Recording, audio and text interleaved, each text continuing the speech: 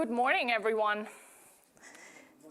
I'm so glad you could join us despite this downpour. I was half expecting FEMA to show up instead of a Cato audience, but then again, talking about Social Security is not unlike talking about disaster mitigation. When I tell people that I study Social Security and that we recently wrote a book on the subject, I usually get two reactions. One is a compassionate nod, and the other one is some eager accountant trying to walk me through his rate of return calculation for all of the tax contributions this person has made over their lifetime. And you know, it's not too surprising because we've been talking about Social Security reform for so long now that Social Security itself will soon qualify for benefits. In fact, after Congress last reformed Social Security in 1982, by 1983, the trustees were already ringing the alarm bells again to say that the system was unsustainable. And yet here we are in 2025, and no serious reform has happened. And the motivation for our book, Reimagining Social Security, came out of this frustrating reality that politicians here in Washington on both sides keep saying that they won't touch Social Security. We've all seen it. President Biden recently shamed Republicans during his State of the Union for even suggesting that perhaps entitlements should be budgeted for. And then we've seen Democrats like Senator Bernie Sanders introducing plans to expand benefits even further. And when I saw these things, I could see the writing on the wall. It wasn't just going to be Democrats proposing increases in Social Security benefits, but Republicans would likely soon join them. And sure enough, this is what happened last year. In January, on a bipartisan basis, Republicans and Democrats repealed the so-called windfall elimination provisions and the government pension offset, which accelerated Social Security's trust fund depletion by about 6 months at a cost of $200 billion in additional deficits over the next decade. Congress could have easily paid for this switch if they thought this was a policy worth pursuing by, for example, indexing Social Security benefits for the chain CPI instead of an outdated index from the 1970s. After all, Congress already conceded that chain CPI is a more accurate way of measuring inflation, and by adopting it as part of the tax code in 2017. And I will have an opinion piece on this particular question in the Wall Street Journal later this afternoon that I would recommend to you. After this, we saw the Republicans in the reconciliation bill expanding the senior tax deduction, which in many ways acts like a benefit increase by eliminating the taxation of Social Security benefits for about 90% of seniors. And it's very clear to those of us watching what's happening with the US fiscal situation that if we keep heading in this direction where we cut taxes and increase benefits, we'll very soon have a fiscal crisis on our hands. So with that in mind, I wanted to take a look at what have other countries done that have been in similar deep fiscal waters as the United States finds itself in today in order to fix their pension and budget messes. So I started looking abroad and discovered that nearly all developed nations have faced similar demographic and economic crises, in many cases in the 90s and early 2000s, and eventually acted by reining in unsustainable pension promises. Back in 2008, in fact, the Government Accountability Office surveyed OECD nations and found that since the early 1990s, nearly all of them restructured their pension systems, and almost always by reducing unsustainable benefit promises. That raised important questions for me along the lines of how did these other countries overcome these obstacles of what we still talk about as a third rail here in the United States? What reforms did they adopt, and which worked and which didn't?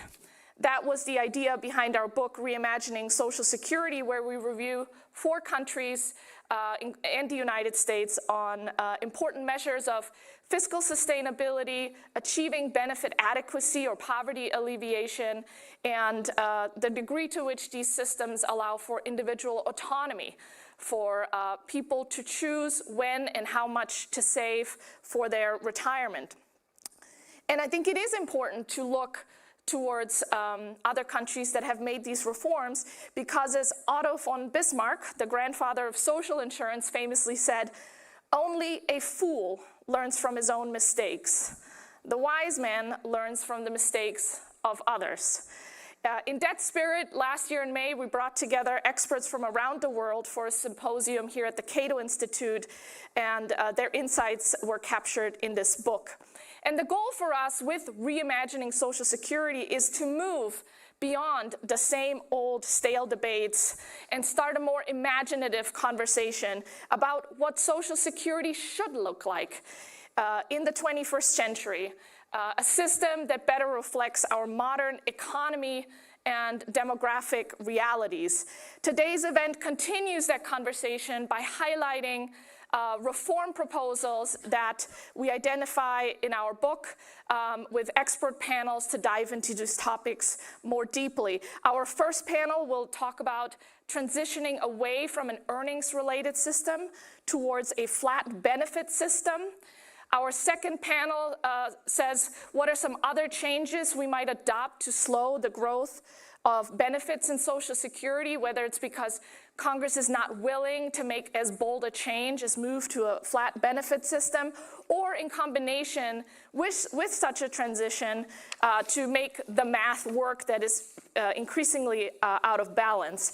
And then our third panel right before lunch will discuss how to enhance private retirement savings, empowering more Americans to own and control their own financial security in retirement. And after lunch, we will return here to this room to get a sneak preview of Cato's new Social Security model. We have built a Social Security model, and we want to make it available to score proposals for members of Congress and others interested in shaping the reform conversation. I also want to take this opportunity now to invite my co-author, Ivane Nachkebia, to the podium for a brief conversation about some of the lessons in our book.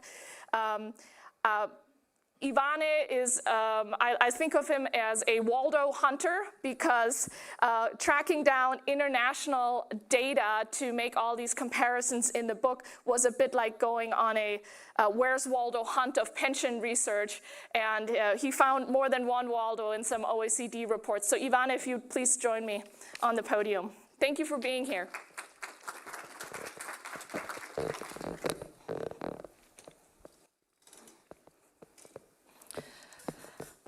So Eva, the impetus for the book was to talk about how did other countries overcome the political obstacles that are preventing progress on making reforms in Social Security here in the United States.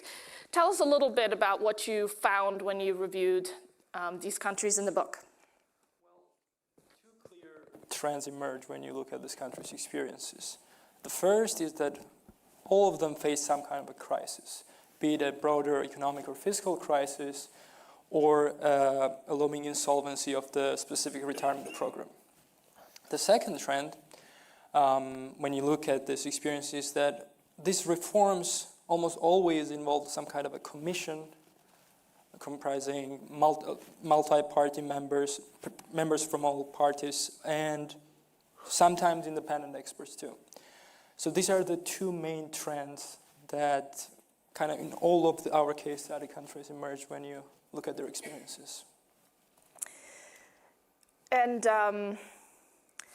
what are some, can you give us an example of a country that faced these circumstances and how they overcame the obstacles? Well, I mean, Sweden is one of the examples. In the 90s, in the early 90s, they were facing the worst economic crisis after the Great Depression. This coincided with the fiscal crisis. They're spending was 76% of GDP at the time. And their defined benefit plan, similar to Social Security in structure, was going insolvent in about 10 years. So what they did was they created this parliamentary working group on pensions, which included all the members from all the parties from the parliament.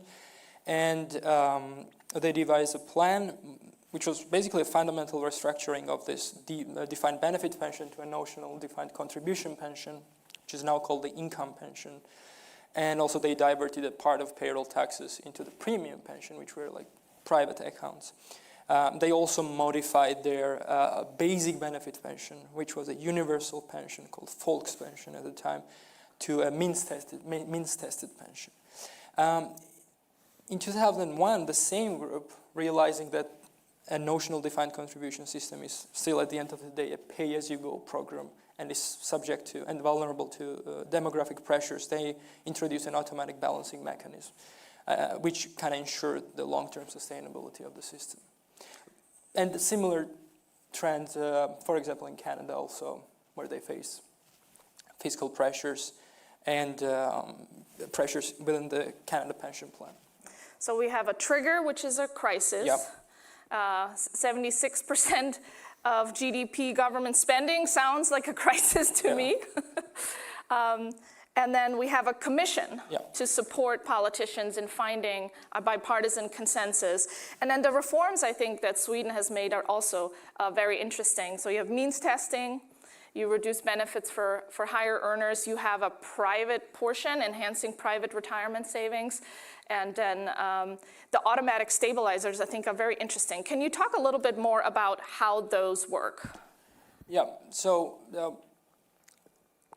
automatic stabilizers are basically tools for, as OECD calls them, tools for depoliticizing retirement policy.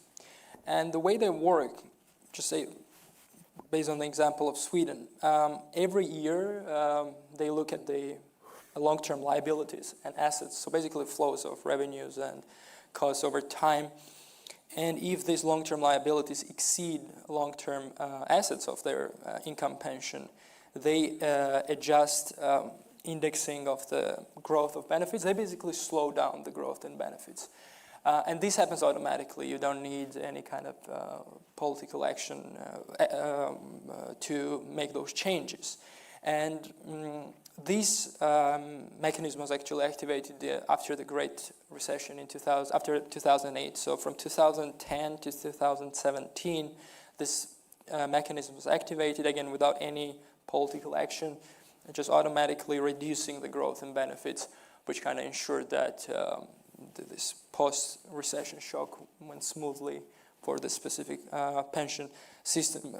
And also an important, they have another automatic stabilizer in this case. This is not a balancing mechanism, but in 2020, what they did was, again, realizing the demographic pressures, they indexed eligibility ages in all of their retirement programs to life expectancy at 65.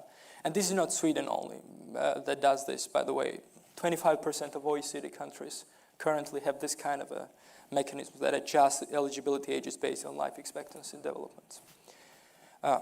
Seems to make sense. Yeah. If you have an aging population, you might want to adjust your eligibility ages to reflect that.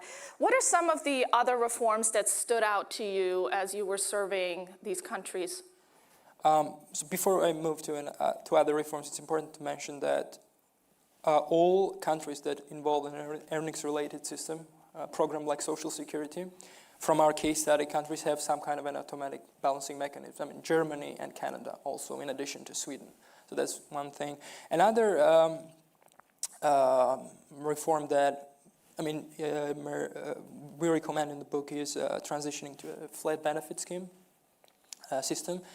Basically, flat benefit systems are focused on guaranteeing this basic floor of anti-poverty protection, but not income replacement like Social Security does. And they, depending on the benefit levels, they could be much more sustainable in the long term than an earnings-related scheme. Now, there are questions whether how to design such a scheme, should it be means-tested, should it be universal? They all involve trade-offs, but will they the next panel will dive deep into this trade-offs. Another reform, this is not about Social Security necessarily, but the broader American retirement system, which is allowing more opportunities for, more flexible opportunities for saving, private savings, and this is basically introducing universal savings accounts modeled after tax-free savings accounts in Canada. And these accounts were introduced in Canada in 2009. And basically they allow withdrawals before retirement without penalties for basically any time, for any purpose. And these tools have turned out to be extremely popular among low-income and younger Canadians. If you look at the data, the adoption of these, or savings in these accounts are much higher than the traditional retirement accounts like 401ks in the US, for example. So this is another reform that we recommend, basically enhancing private savings in addition to basically restructuring Social Security. Thank you, Eva, and thank you so much for all of your diligent work in making this book possible. I would now like to invite our colleague Hunter Johnson, Research Associate for the Project on Public Opinion at the Cato Institute, to join us on the stage and discuss their latest findings from the Social Security Survey. Thank you, Hunter.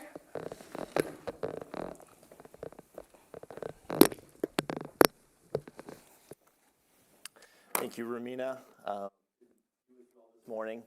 My name is Hunter Johnson. I'm the Research Associate here for the Polling Department at the Cato Institute. Today I'm excited to share results from an exciting new survey, as exciting as Social Security can be. Two surveys, one a little bit smaller we did a few months back, as well as a newer survey we did. Both sample about 2,000 people. Both have a margin of error of about plus or minus 2 percentage points, both conducted using online panels. We'll focus on the larger survey, but also wanted to highlight a few key details we found from the previous survey as well. To start, we asked the question, what do people think of Social Security? And we wanted to answer that throughout the questions in our survey. And we found that, well, starting off, I'll say that nearly 100 years ago, President Franklin D. Roosevelt created the Social Security program by signing the Social Security Act of 1935, a landmark component of the New Deal. And surveys conducted over the past century have consistently found high favorability for Social Security. And we wanted to investigate how those attitudes changed or shifted over time, and what do Americans think today? Well, largely, we find that Americans generally like Social Security. However, there are some concerns about the future of it, especially that current workers might get a worse deal than current retirees, as well as some concerns that Congress maybe hasn't kept its promises as intended when it comes to the program. So from here we ask, okay, clicker's been funny for me. So one thing we find here is how do Americans expect to use Social Security? And generally we see that Americans see Social Security as their retirement plan, which is over half say they're not saving at all with Roth IRA or 401ks. As well as when we look at non-retired Americans, 40% will say that they don't expect it to be a main source of their income. But when we look at retired Americans, 2/3, 65%, say that it's their main source of income. Now this leaves a little bit of a gap, and maybe this means that non-retired workers are saving a little bit differently for the future. But it also seems to indicate that maybe non-retired workers are underestimating how much they need for retirement, and that Social Security ends up being that retirement program for them. The next question we wanted to tackle is, what do Americans expect from Social Security? And we know that Americans know that there are major problems with the program. 8 in 10 have heard about the budget shortfall. Many, 70%, don't expect to get their full benefits, as well as even current retirees expect to some degree their benefits to be cut. Only 1/3 have confidence the program is going to exist in the future. So when taking a closer look at some of the future challenges of Social Security, we find that Americans seem to underestimate the overall budget shortfall. Only 76% don't see it as extremely underfunded, and they don't have as large of a concern about this funding of Social Security. And so to test that further, we gave them a bit of a prompt. This is pretty common as a way to try to understand some of these things, and we asked them, we presented this, the idea that if nothing changes, it would be cut by about 23% in 2033. And then asking them if that was about what they thought, if it was more or less. And we found only 5% thought it was less serious than they thought. And just about half thought, 44%, thought it was even more serious. And so from there, we kind of came to this idea that, well, Americans really don't understand how Social Security works. To some degree, this makes sense, especially for younger workers who are less familiar with the program. And we see that over time, people tend to understand more about the program. But it presents a significant challenge in talking about reform when there's gaps in understanding. We see this in a few ways. One is in the mechanics of Social Security. Half can't identify how the program is funded, and less than half understand that current retirees are paying for, current workers are paying for current retirees. Next, we find that Americans don't really know the details of Social Security. They often don't know how much they pay, given a range. They don't know how much they get, or the average benefits, or the most people can get. And they often don't know when those retirement ages are. There's also not much knowledge in the history or some of the challenges of the program. As will be talked about a little bit more today, the number of retirees per worker has declined significantly. And this is something that people aren't very aware of. Some have also talked about how a problem with Social Security is that many of the early recipients didn't pay nearly as much as they received. For example, the first recipient, I want to say, paid in about $29,000 in today's dollars and received about $500,000 back in benefits. And most people weren't really aware of kind of that structure, that setup of Social Security. Now, to round out Social Security knowledge, we find that Americans don't know much about the outcomes of Social Security or its redistributive properties. We see that 40% just aren't sure.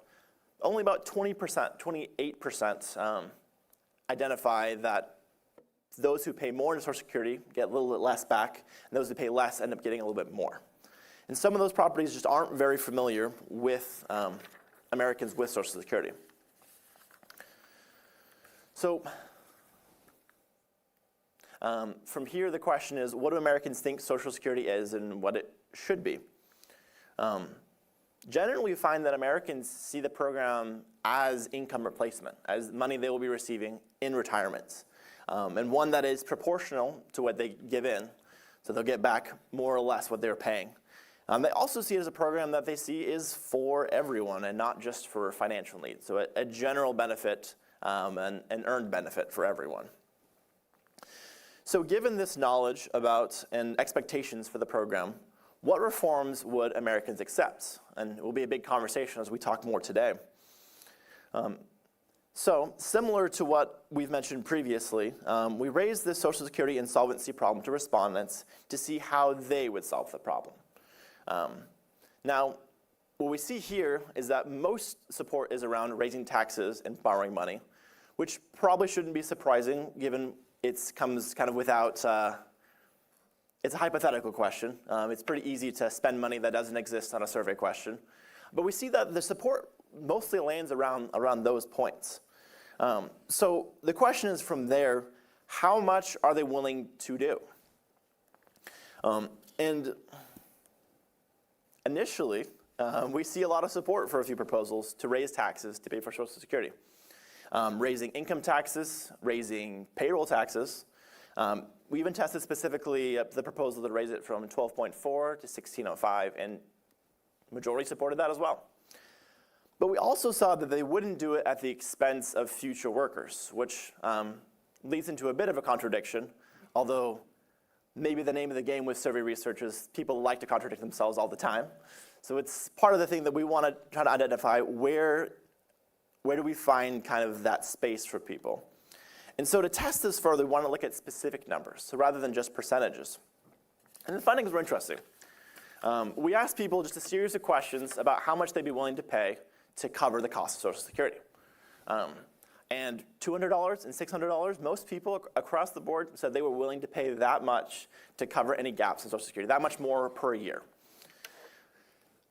Well, one of the challenges of something like that is if we go back here, 55% favored increasing taxes by about 4%, or as much as needed. And that number would be about $2,400. And so we see there's a bit of a gap in what people are willing to say in percentages versus actual dollar amounts.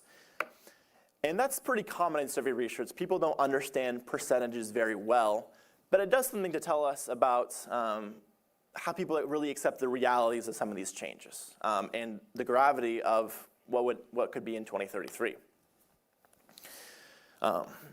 So to get more context on this, we also saw there was a little bit of a generational divide. When we look at Gen Z and baby boomers, we see for the most part it's a bit of motivation and self-interest in the sense that Gen Z mostly favored reducing benefits and baby boomers mostly favored raising taxes to solve the problem, which again tells us a little bit about some of the kind of details in between when it comes to how people support Social Security.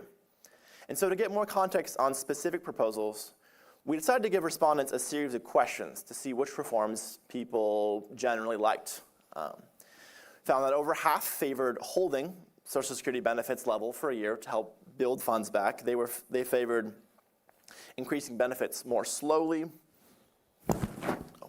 They favored cutting other government programs. They favored paying people what they contributed plus interest, as well as cutting benefits for higher earners to protect benefits of these lower income earners.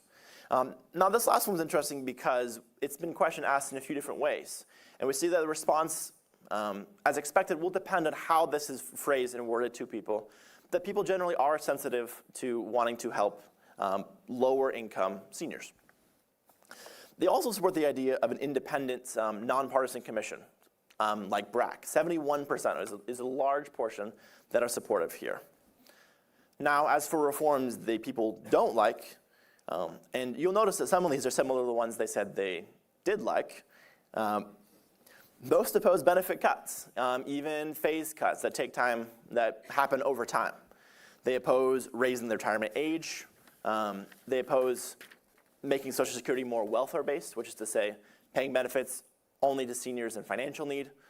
And only 31% favored taxing of employer-provided benefits, such as health care. So lastly, we wanted to take a look at support for a flat benefit, which is a proposal that's been talked about a few times, and we talked about more today. The way we did this is we randomly assigned respondents one of two prompts, both talking about flat benefit, one framing it as a way to avoid tax increases or benefit cuts, and one that didn't. And we see that the idea of prioritizing lower income recipients wasn't persuasive on its own, but as it was seen as a viable alternative to other tax increases or benefit cuts for respondents as a way to solve some of these future problems. And we see, as we've seen before, that people generally like Social Security and they wouldn't want to change it without a reason, but with a reason, they can be motivated to do so. And so that concludes our preview of the survey. Results will be released publicly soon. If you have questions, please contact our Director of Polling, Emily Eakins, at eekins@cato.org. Thank you.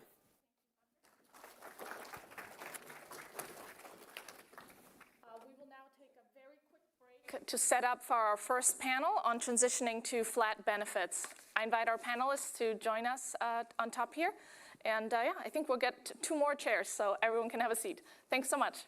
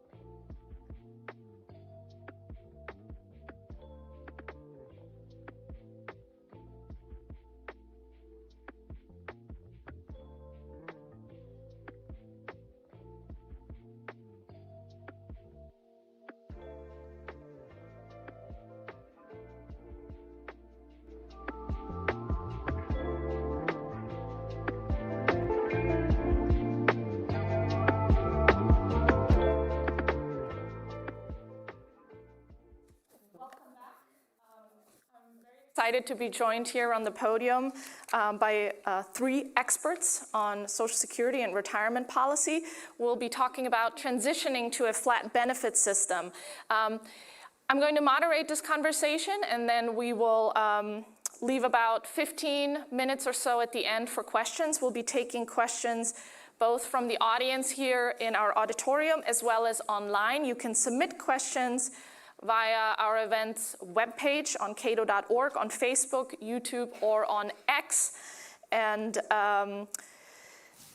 yeah, that's what we'll be doing. So I'm excited to introduce Andrew Biggs, who's currently a senior fellow at the American Enterprise Institute, which means you work on senior policy, right? Yes. That's what that's all about. I'm becoming a senior myself.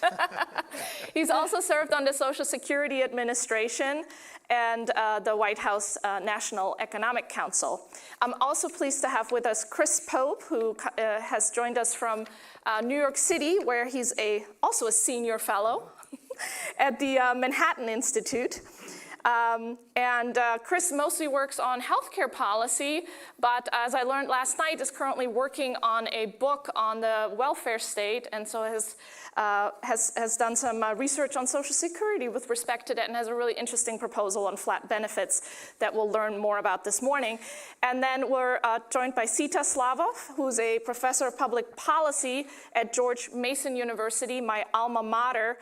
She's also a research associate at the National Bureau of Economic Research and associate editor at the Journal of Pension Economics and Finance.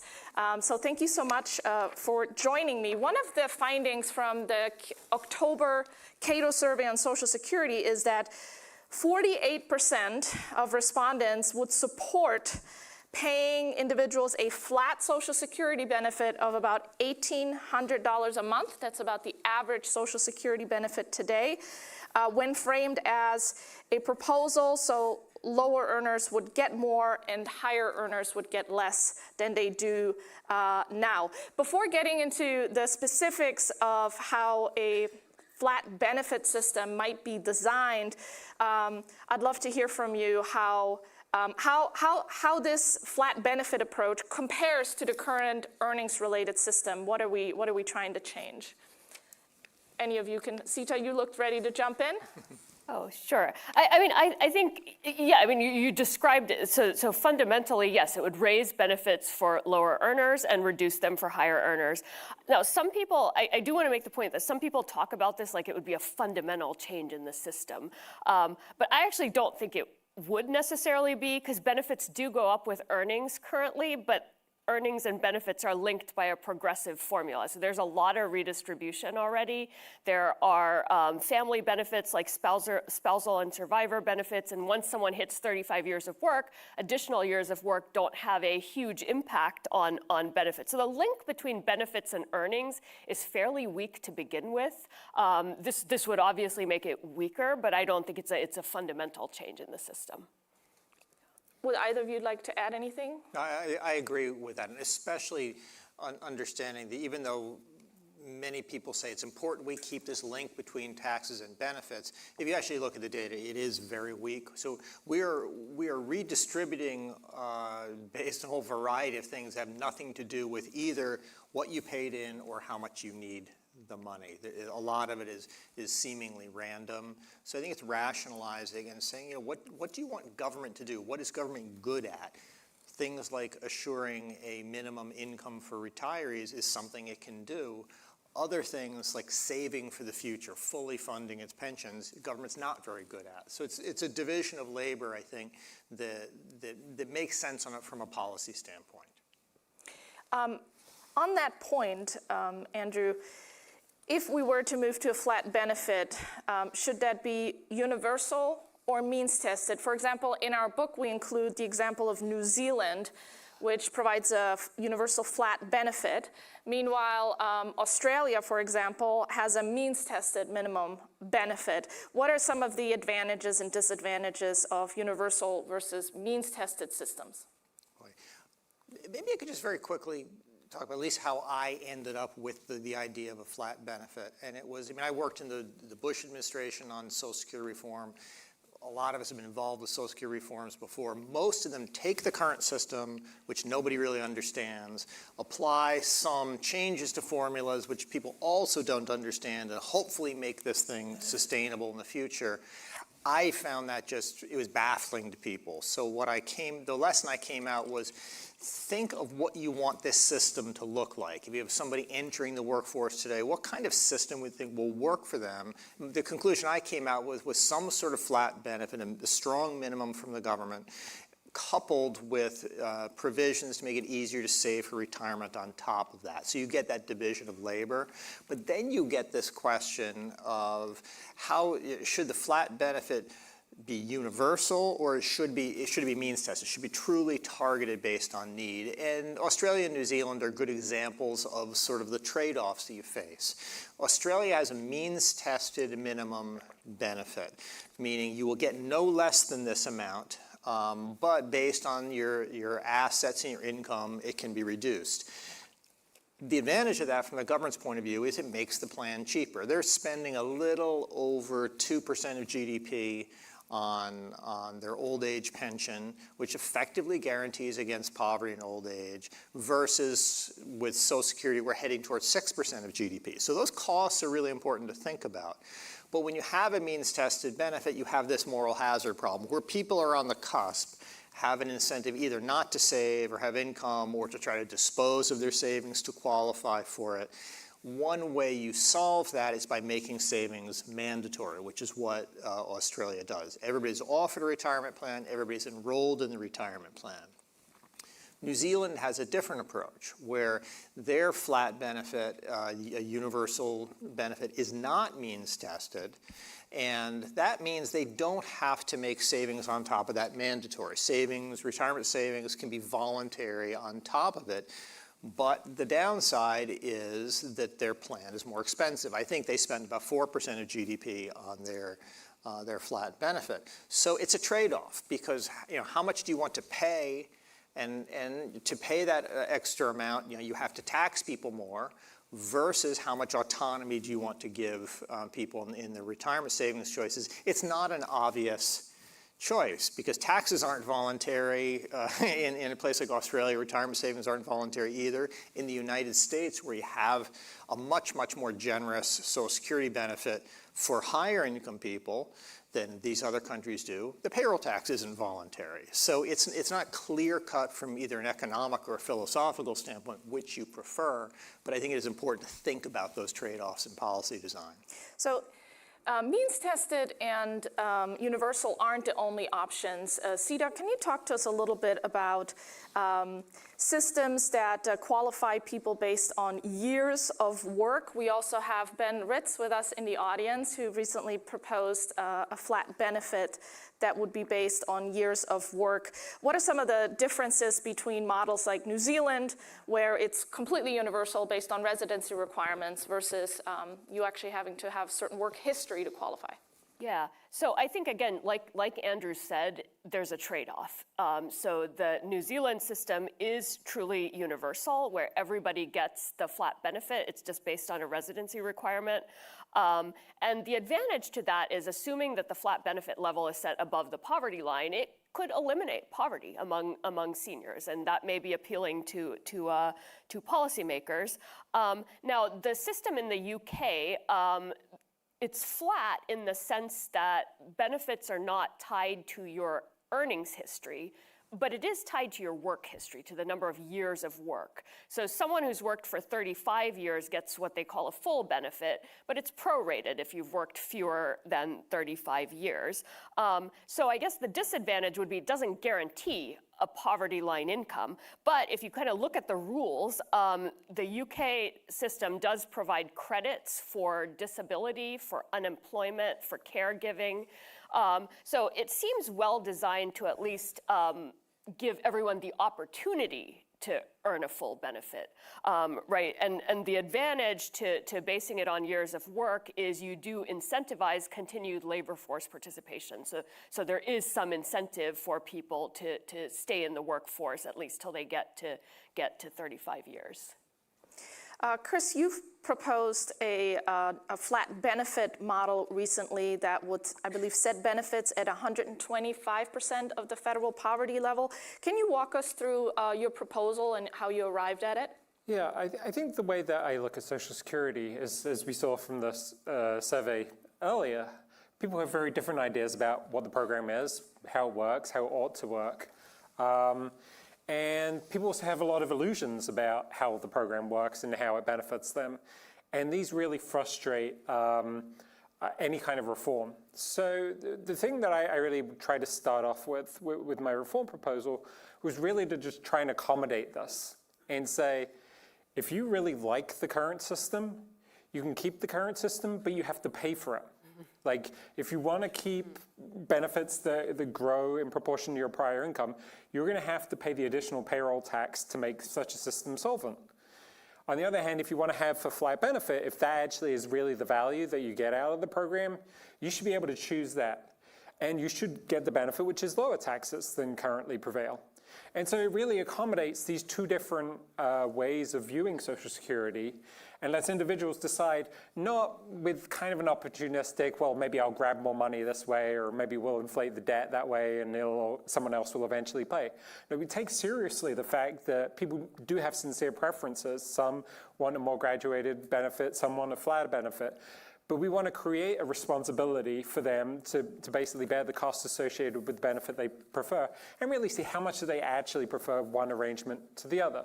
So what I propose is basically if you want to carry on with the current system, you would basically pay the additional payroll tax that's associated with that, which is basically around 3% of GDP.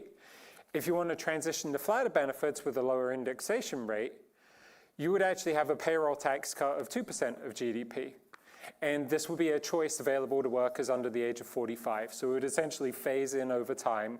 Obviously, the people who have grown accustomed to their current benefits or current expectations of what's going to happen in retirement, people in their 50s and their 60s, that would carry on as currently planned. But the thought is, our real challenge is the out years. Our real challenge is in 20, 30, 40 years' time.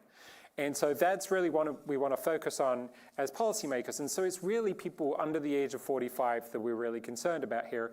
And that's a way to basically set, the current system or an alternative system and let people bear the responsibility of choosing the system they want in a fiscally responsible way.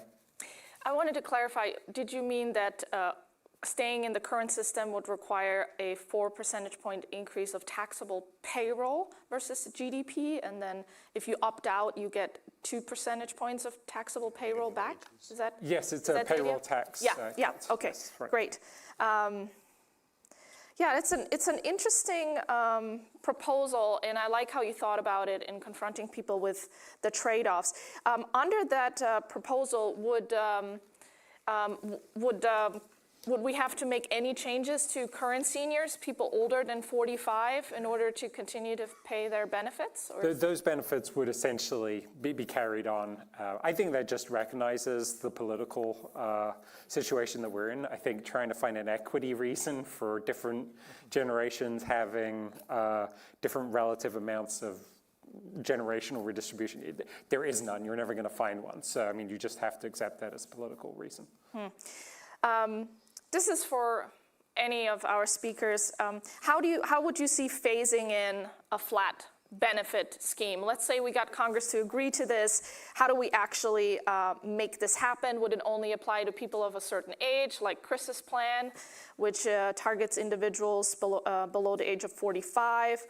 How would we do this? Well, I mean, to go back to the thought experiment I talked about earlier, where I said, if you were inventing a Social Security program for somebody, say an 18-year-old who had never paid into the system, isn't owed anything by the system, in that sense, you're completely free to say, in 2025, which is different from 1935, in our world today, what would you invent for them? And I said, okay, I concluded, a flat benefit plus some sort of universal savings on top.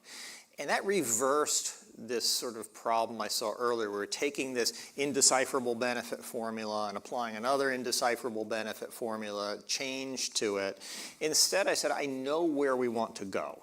And the argument was like over the course of a working career, we could get there. So the actuarial mumbo jumbo was simply in getting from where we are today to this goal that we want to reach, and the goal is understandable. Nobody cares particularly how you get there. But what I did think, and you can play with this through conventional Social Security type policies, where there are policies out there for minimum Social Security benefits.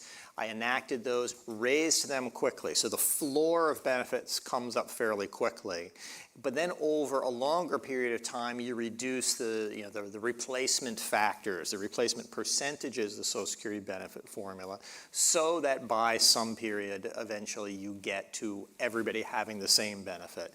But again, for partly political reasons, you raise the minimum quickly and you lower the maximum more slowly.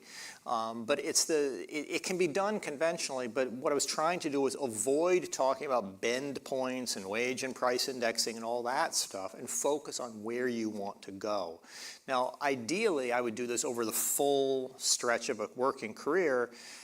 As with a lot of these things, as time goes on, you need savings more quickly. So I think I probably phase it in a little bit faster. But the idea is to think about where you want to be, and where you want to be should be something you can explain to people in English. Because these are concepts of what's the role of government versus people making their own decisions. What sort of minimums do we think are appropriate? We get so hung up on the actuarial mumbo jumbo that often we can't talk about these goals that are more understandable to people and really more important that they think about. Sita, anything to add, or are you familiar with how the UK phased in its transition to a flat benefit? That might be interesting Yeah, as so well. I think I don't know enough to speak to that, but what I will say is I think it's a political question. So how quickly are people willing to have these benefits phased in? I also think it's a question of bond markets, because when the Social Security Trust Fund runs out of money, if we are going to transition very slowly to a flat benefit, that is going to involve some borrowing. And we know that the government debt is already quite high, and it's not clear how much extra money could be borrowed to finance that transition.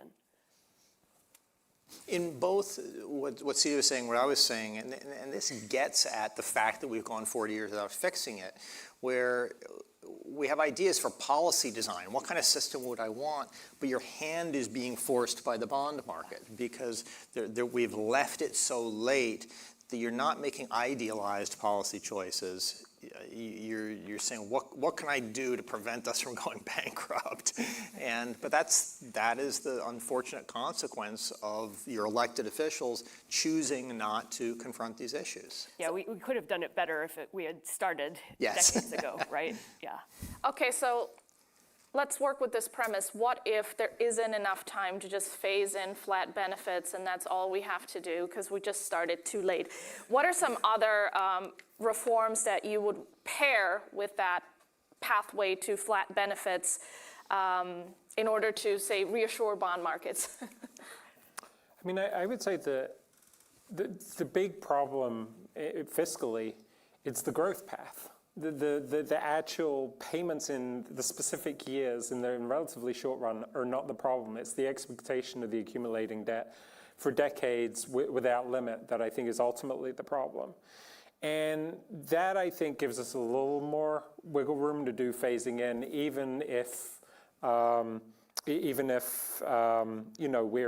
we're getting to the deadline. We do have this deadline when the trust fund runs out. And there is a forcing mechanism in Congress there that I think is realistically the one that we're going to run into. If we have the bond markets getting spooked about the deficit, there are many, many other parts of the federal budget that are going to get touched before Social Security. So I personally don't think that the bond market is going to be the forcing mechanism. I think it really will be this legislative element that when the trust fund runs out, we have the benefits and the taxes will no longer be able to continue on their current coupled path, which is sort of a deficitary path. And because of the nature of congressional rules, because Social Security law is exempt from the reconciliation process, it absolutely forces a bipartisan deal. Now, there's leverage of both sides there. There is the Democrats need to sign up, and that you could think that that means that Republicans are going to struggle to do benefit cuts. But Republicans can really drag their heels as well. If there is any threat of a tax increase which is not acceptable to Republicans, they can find 1,000 pretexts to get in the way of any tax increases. And so it really will need to be a bipartisan deal that comes out of that. And that I think is an unusual forcing mechanism because it applies to no other policy area. So we've not actually seen something similar like this play out in the past. Let's talk a little bit about the revenue side. If we were transitioning to a flat benefit system, would you see that continue to be funded with a dedicated payroll tax, or would you also shift funding to general revenues the way that it's done in New Zealand, for example? You could go either way. A place like the UK, which is kind of a mix of a flat benefit with an, sort of not an earnings or work-related component, and they retain a payroll tax for it. And I think Ben Ritz's proposal, is similar to the UK in the benefit structure side. Australia and New Zealand fund their sort of minimum benefit out of general revenues. I think probably for the things I've thought about, general revenues make more sense. And it's also one way, again,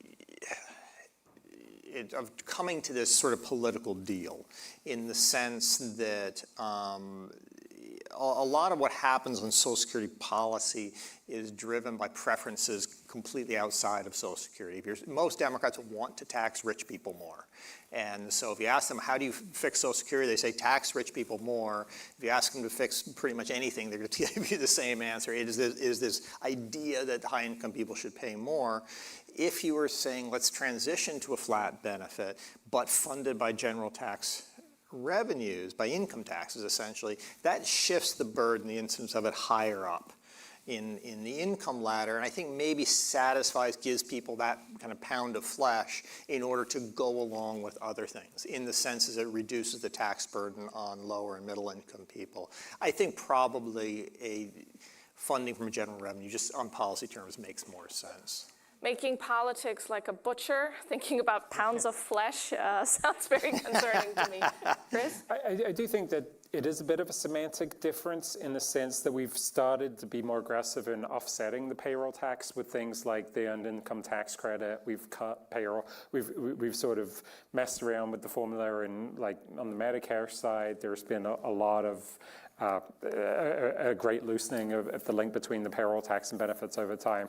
So I think when Congress is sort of thinking about how it sets its income taxes, how it sets its benefits, its sort of cash benefits for low-income people, it's very much thinking about the tax burden as an aggregate. When policymakers are thinking about labor supply effects, they're thinking about the aggregate. When we think about revenue, we're sort of thinking about the aggregate. And so I think the most binding constraints on our policymaking don't actually make that distinction as substantially as we might think. Even though in the accounts for Social Security, we care a lot about the relationship in terms of the overall size and nature of our federal programs and the offsetting of the payroll tax by sort of cash benefits for low-income workers, we were sort of in practice moving a little bit away from that.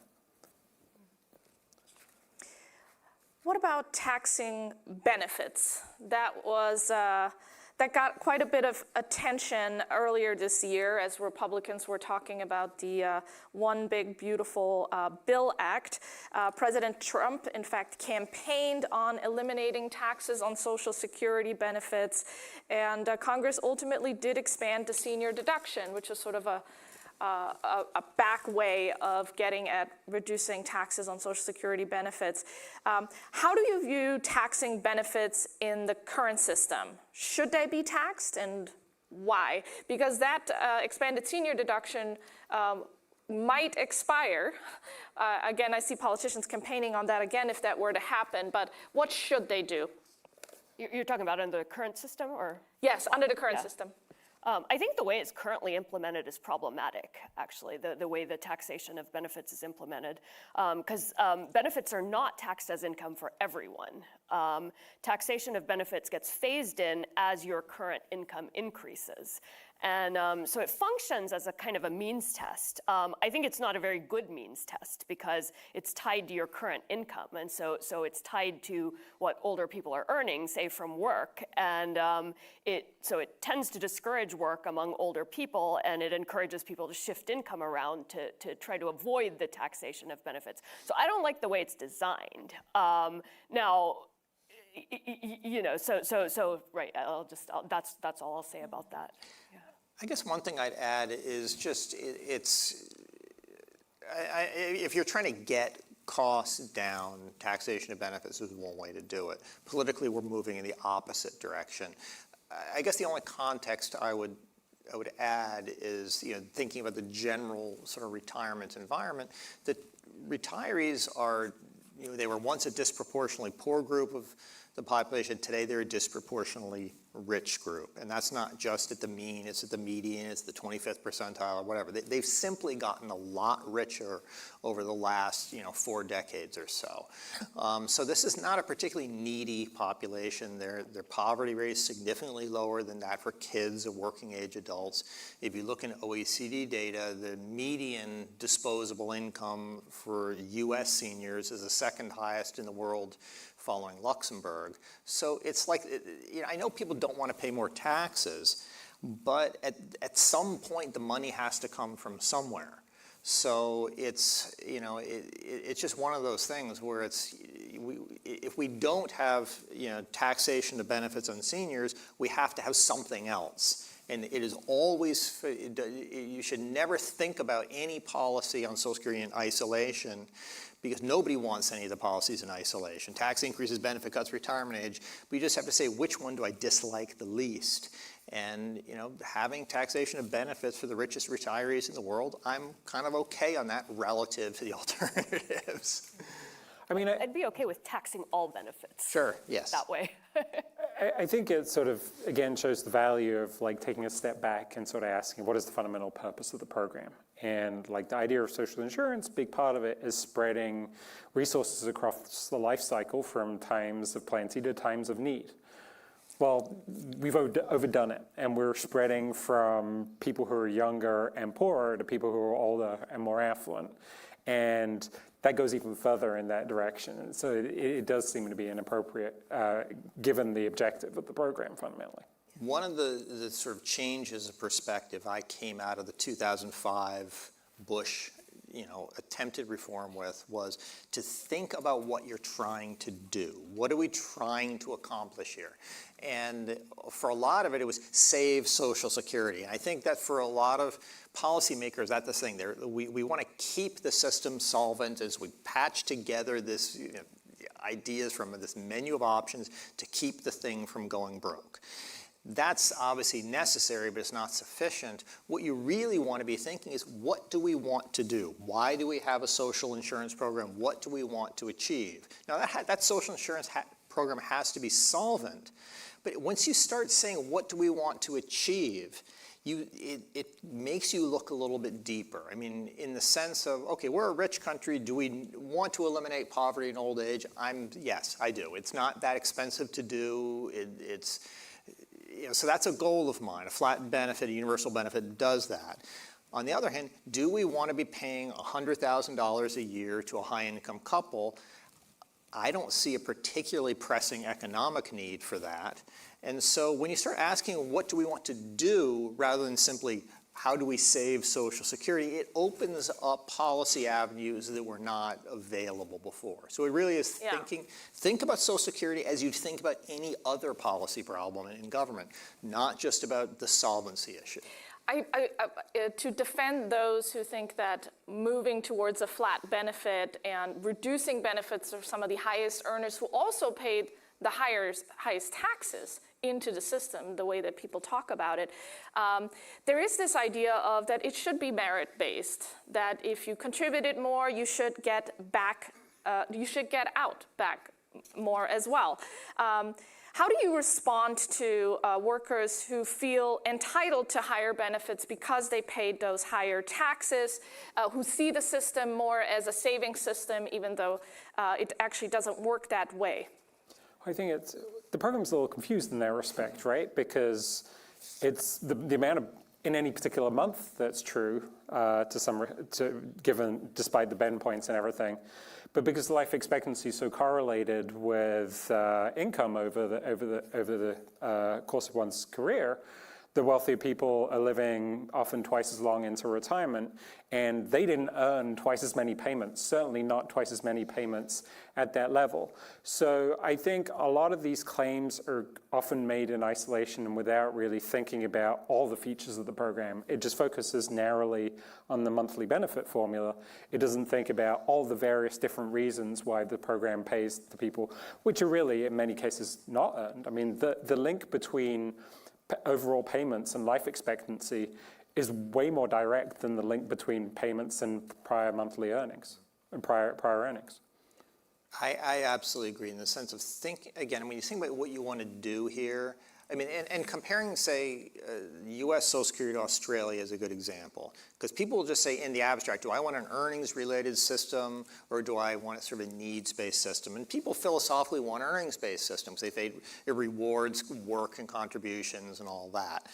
But imagine you start and say, we want to have some money allocated to prevent poverty in old age. Okay, fine, that's whatever it is. Say if in Australia, it's around 2% of GDP and probably shrinking as their outside savings mature. Now, in addition to that, if you want an earnings-related component, as we have here, you've got an extra 4% of GDP on top of that.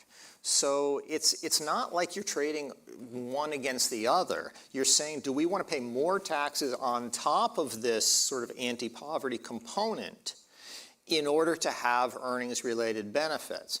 And so then it becomes much like a pension choice. And so the question is, do I want to pay more into Social Security so that I can get more out of Social Security, or I'd rather just pay more into my 401k and get more from my 401k? Probably 5 or 6 years ago, I did some polling on that, and by about a 2-to-1, 3-to-1 margin, people prefer to just pay more in their 401k. So, but the point is, you have to think of the costs and the trade-offs of all these things. It is not either or. It is this sort of needs-based anti-poverty thing. And the question is, how much do you want on top of that? Yeah. And so it is not, the trade-off is not as people often think There's about. certainly a present bias of, well, what if we just don't do anything and we'll just borrow the money or tax the rich, which obviously doesn't include me when I talk about this, yes. Very quickly, and then I want to open the floor to questions. Would you tax benefits under a flat benefit structure? I could go either way, because I think the tax policy principle, there is a tax policy principle that all income should be treated the same, right? But the rationale for that is to discourage people from shifting income into forms that receive more favorable treatment. I don't think that really applies to Social Security, since that would be determined by a formula. The only thing it would do is reduce benefits for higher earners because taxes are progressive, right? So it would, rather than being a flat benefit, it would effectively be a decreasing after-tax benefit. So, I could go either way on that. I think what we're really talking about when we're talking about taxing benefits, we're talking about taxing income on top of benefits. And because of the personal exemption, like the benefits themselves, if you assume that those are prior to any labor, any earnings that are done, at the margin you're taxing the work. So the question is, do we care more about the incentivizing work by seniors or by people who are still in the workforce? It seems to me that there's no particular reason to want to incentivize work among seniors more than you would among younger workers. If anything, you probably want to sort of encourage people who are of sort of working age, you would think, to go in. There would be a greater responsiveness there. Do you have a preference, tax or no tax on benefits? Not a strong preference. Partly is just how much money do you need? And Okay. It's the same. I mean, a tax acts in a sense as a means test because it's going to be triggered by your income outside of Social Security. So it's a question of how much, and especially if you think of taxation of benefits going back into the program as they do now, it becomes this holistic issue of how much do we want to spend, how much do we want to tax overall, where's the money going to come from, and then these other issues of do you want outside savings be purely voluntary, or do you want to have people being given? Well, if it's based on how much money do we need for government spending, which seems to be growing incessantly, then everything will be taxed very soon. We have a question right here in the audience. If you could please state your name and affiliation if you're comfortable, and a quick question. Carl Polzer, Center on Capital and Social Equity. I advocate for low income. So my question has to do with the short-term legal enforceability of whatever patch we put in for these longer-term solutions and the role of the trust fund. Because I think people underestimate these longer-term solutions, like you said, are going to take a long time to implement. Like we're now at the 40th year of raising the age and 40 years ago, right? Mm-hmm. So the first 10 years, you're going to have a need for about $4 trillion to keep solvent. And that, say, a proposal like this won't be kicked in yet. Mm-hmm. So now to get back to Andrew's, he says take it out of general revenues. Now I think the trust fund's kind of a fiction from an economist's point of view. From a lawyer's point of view, it's a guarantee that Congress can't mess around with it.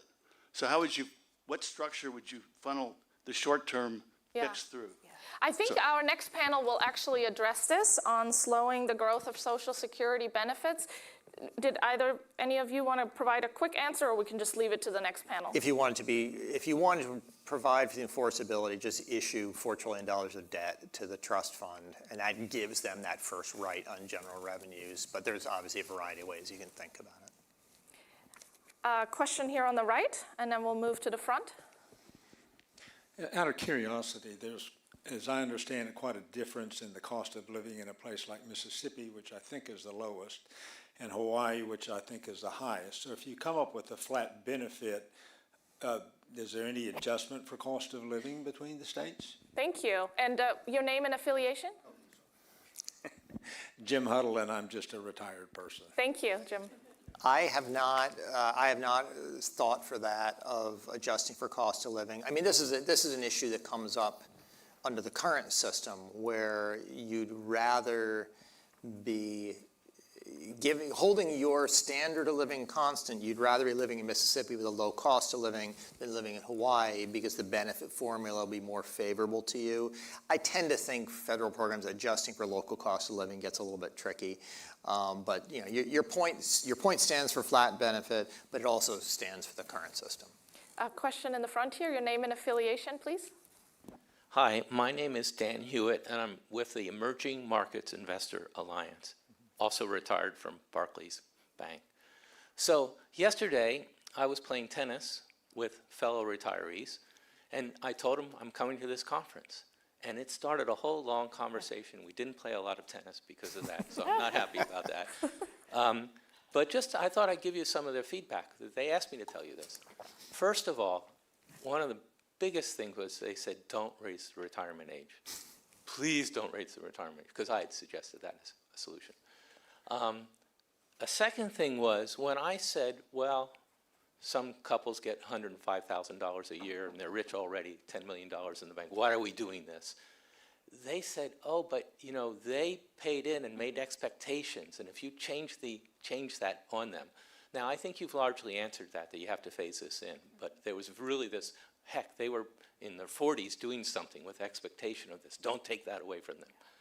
Okay, but the one thing they said that maybe is useful, one of the fellows said, but why is there a cap on payroll taxes with income? Why not just eliminate, tax all income? Don't cut off the top. Thank you, Daniel. Should we tax all income? Well, I think the rationale for that cap under the current system is that, so you pay tax on income up to the cap, and you also, your benefits are calculated based on income up to the cap. So it's like you're in the system up to the cap. Now, when you switch to a flat benefit, I think that rationale goes away. So I'm not necessarily opposed to taxing all income. Often the response you get, it's trying to be sort of coherent on it. That if you talk about reducing people's benefits, they'll say, you can't cut my benefits, I paid for them, this isn't an entitlement, this isn't welfare, this is an earned benefit. And then you say, okay, well, what do you want to do to fix the solvency problem. They say, oh, let's raise the cap, so we're going to charge high-income people massively more in taxes than they'll ever receive in benefits, which then turns it into a welfare program. I mean, my point is, I'm happy for it to be a welfare program, but often you have people with sort of conflicting explanations for how they think about it. But look, one way I'll just think about it is, and this is just some international context, is the U.S. tax cap, it goes to, is it 180 or so this coming year? That is substantially higher than in most other countries. People say, oh, it's just common sense, tax all earnings. It's actually not how it works in most other countries. I mean, Canada or UK, it's probably around 75,000. So we have a higher tax cap than most. If you eliminate it, that's essentially a 12 percentage point increase in your top marginal tax rate. That's a lot of money. Even if you're somebody who thinks that's okay, you want to ask yourself, it's a lot of money used essentially to pay higher benefits to middle and upper income retirees. Because we can have reforms that don't raise the tax cap that protect people at the bottom who need it the most. So if I were somebody on the progressive end of things, I'd say, okay, if you're going to get this massive tax increase, is Social Security what you want to use the money for? Not climate change or Medicare for all or whatever. It just seems, because you're not going to raise those kind of taxes twice. If you get it all, you'll get it once. And then you got to say, what do I use it for? So there's opportunity costs for people on the left as well as on the right. Yeah. Well, look, we're in Washington. We shouldn't be surprised that people are hypocritical about pursuing their own interests and that they will cite inconsistent ideological principles to justify what's in what serves them best. And that's fine. I think as policy designers, we should design a policy that serves people's interests, that they actually think, given the trade-offs, this works for me. But the trade-offs have to be presented to people. You can't just assume that someone else is going to take care of them.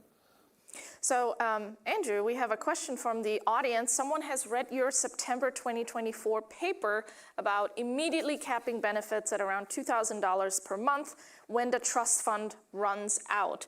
And this anonymous questioner would like to know, what has been the reaction to your paper? So maybe you could talk a little bit about what this paper is about, which kind of moves us to an immediate flat benefit, sounds like, once the trust fund is depleted. Doesn't sound too bad to me. How would this work, and what reactions have you gotten? The reaction to this, as with all my work, is overwhelmingly positive. Now, the paper, which I co-authored with Kristen Shapiro, who's a lawyer here in DC, looked at the sort of the legal options available to the executive branch when the trust fund, if and when the trust fund is exhausted. And the point we're trying to make was first that people assume if you have to cut Social Security outlays by 23% in this hypothetical scenario, that it has to be a 23% across the board benefit cut. And Kristen's insight from the legal standpoint was Supreme Court rulings that when you have that inconsistency with the government program between what people are entitled to and the money allocated to it, that the executive branch has the authority to come up with its own sort of way of allocating the money as long as it's uniform and reasonable. And legally this is not, I'll say, airtight. It would get settled in court because there's other people who disagree. But so the point here is you don't have to do a flat across-the-board cut, which would throw millions of people into poverty. You could have some discretion. And so that my end of it is saying, well, okay, if you were going to do it, if you had some discretion, you had to live within your means in 2032 or whatever we're looking at now, what would it look like? What I found was if you could pay everyone their full scheduled benefit up until around the 50th percentile of the distribution. So like half of retirees receive no benefit cut at all. That would go up to about $2,000 or so per month. And anybody entitled over that amount, over $2,000, would simply get the flat $2,000. So it's not a flat benefit in the sense because you wouldn't be increasing the bottom, but you would be capping it at the top. So if you cap it at $2,000 per month, then that gives you about a 23% overall cut. At that point, you're living within your means, but just to give some perspective on it, say you're a couple getting that capped $2,000 per month each. you're at $48,000 per year, which is 2.5 times the poverty threshold before you've touched a penny of your own savings. It's twice the maximum benefit in Canada. So it's this idea that, again, this is an extraordinary change, and yet relative to either the need that people face or what people get in other countries that are similar to ours, it's really not a sort of an outlandish proposal. So it's just to give some perspective on how much money we're actually paying out for the program. I guess it depends who the executive is at the time, to see Yes. if they'd be willing to try something like this. And part of the idea is not that this is your permanent solution for Social Security, but if people think the alternative is a 23% across the board cut for everyone, throwing millions into poverty, the temptation is, well, we're just going to borrow the money and make everybody whole. Right. If you have a starting point that says, look, nobody's going to be thrown into poverty, the cuts for people in the middle be essentially zero, you're cutting people who are above the median, who already have high retirement incomes, you're paying twice as much as other countries, that starts your negotiations off in a more sensible area of how much do we want to raise taxes, probably on rich people, in order to pay higher benefits to rich people. That's your choice here, and it focuses your choice on that. Very quickly, before we take a quick break and move to our second panel, this is also a question that came from the audience, and it's about whether we should compel contributions to private retirement plans. And I'd like to add, during his second term, President Bush proposed diverting a portion of payroll taxes into personal retirement accounts. Does this type of reform still make sense? And would this work and help at all? In my mind, it comes back to the question of what is the purpose of the program? The purpose of the program, as I see it, is to provide a guaranteed income for people in old age, regardless of what happened, regardless of what misfortunes they might have run into, and also regardless of how long they live, whether they're able to outlive their savings or not. Whether people accumulate more savings above that level is, in my mind, kind of a private matter. Like, there is no inherent public interest there for regulating additional savings. Like, Except maybe from the financial industry, right? Who has an interest in getting some of your money. I've noticed this from some quarters. The financial industry is very keen on people being incentivized to put aside additional funds in favored investment vehicles. Strongly incentivized by the government and the use of force. Yeah, I would say, so clearly if we transition to a flat benefit, private saving will have to play more of a role. Now, should it be forced? I'm skeptical, because so I mean, if you think about a 22-year-old with credit card debt, should they really be forced to contribute money to a retirement account? Probably not. Right, so I think I agree that the flat benefit guarantees nobody's going to be in poverty, but beyond that, it's really a private matter for people to decide. You'll have a chance to answer this again at the third panel, possibly, if your moderator wants to go that way. Thank you so much for such an insightful discussion. I really appreciate all your contributions. We're going to take a quick break, and we'll be back at 10:25 with our second panel, Slowing the Growth of Social Security, which will be led by Doug Crisitello, a Program Integrity Fellow at Arnold Ventures, who also has done previous stints in the government at the Office of Management and Budget and the Congressional Budget Office, and I'll let him introduce his panelists in about 5 minutes. Thank you. Thank you very much. Thank you. Good.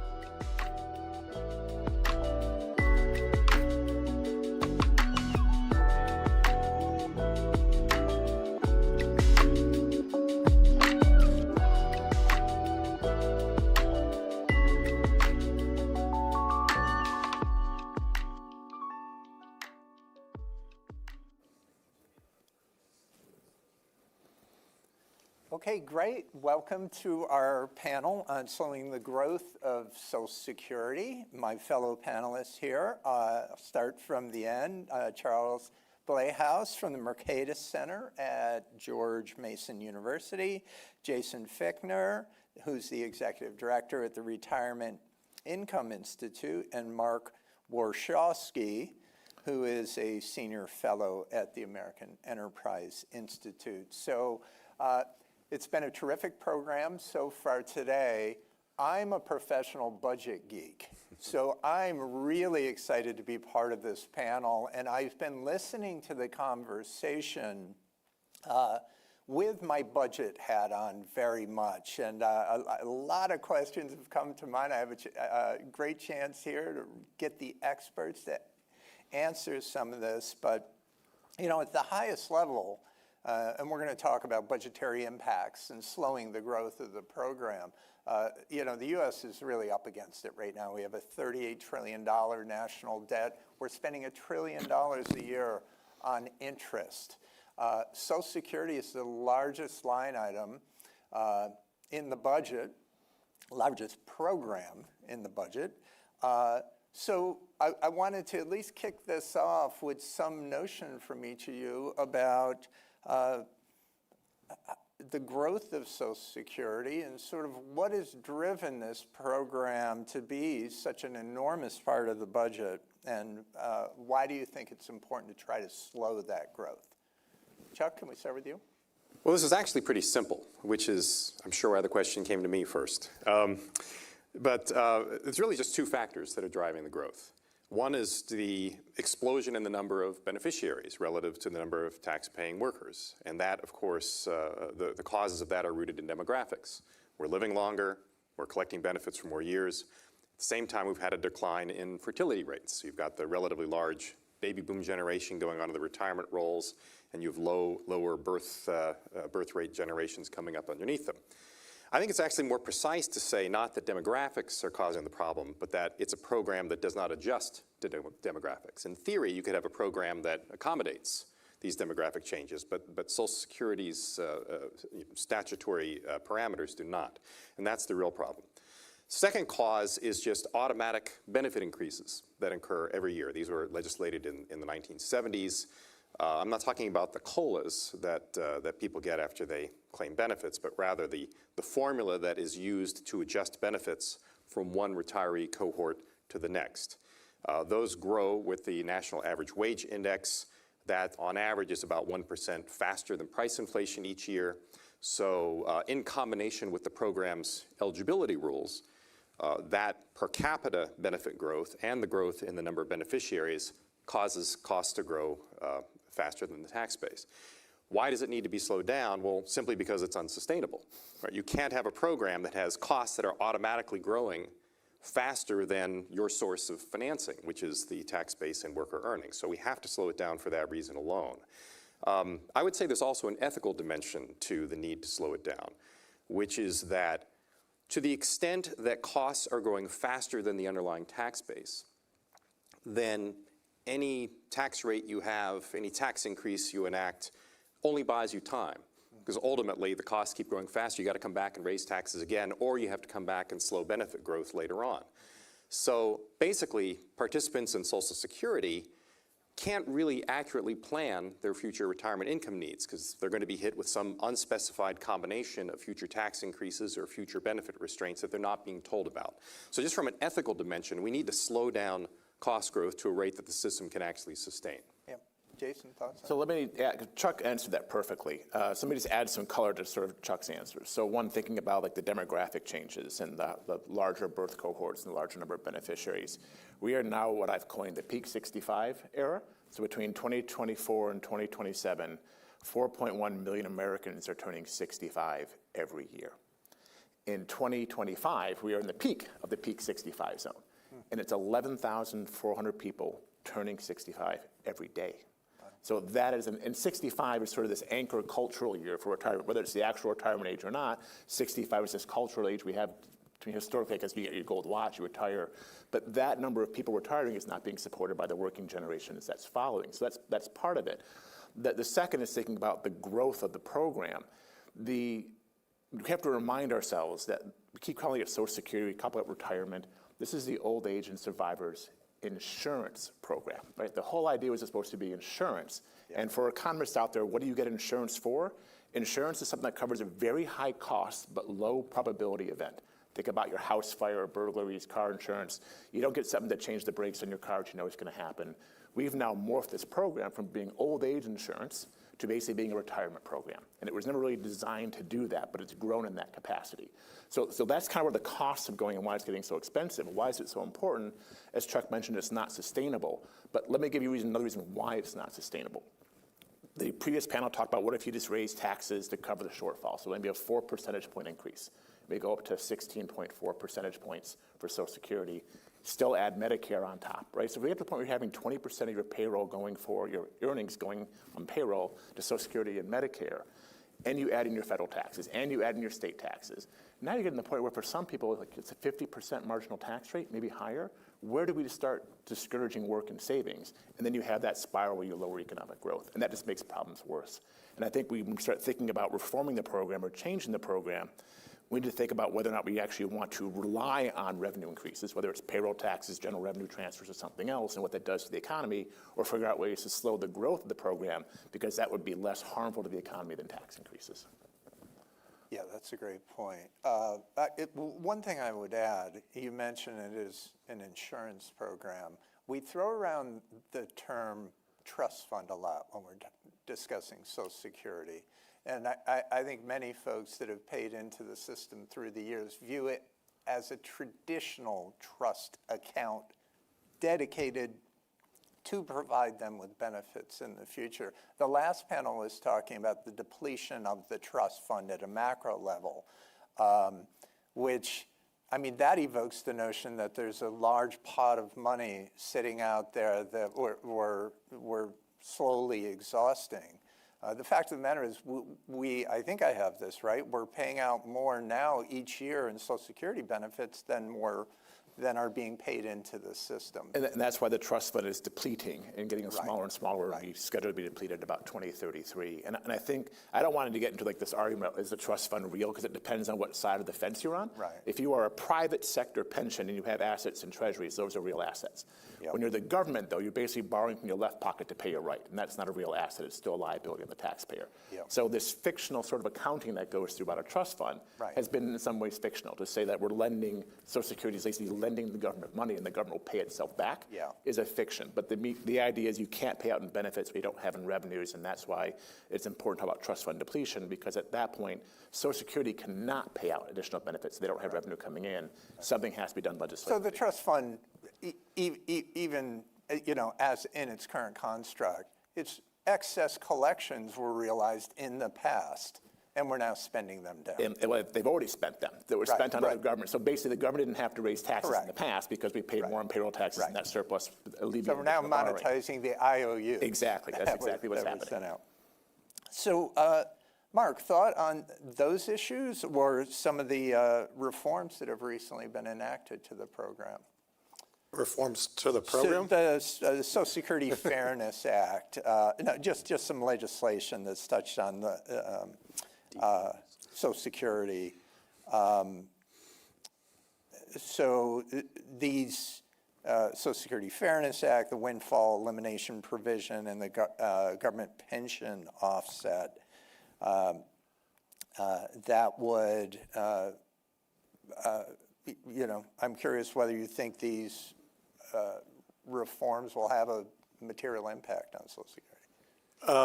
I think what you're referring to is earlier in the year there was a change related to a segment of state and local government workers and older federal government workers, whereas in the past, and this is going back more than 40, almost 50 years, there was an adjustment made to their Social Security benefit for the following reason, that those state and local government workers, about 30% of those workers, were basically exempt from Social Security. They didn't earn a benefit and they didn't pay taxes.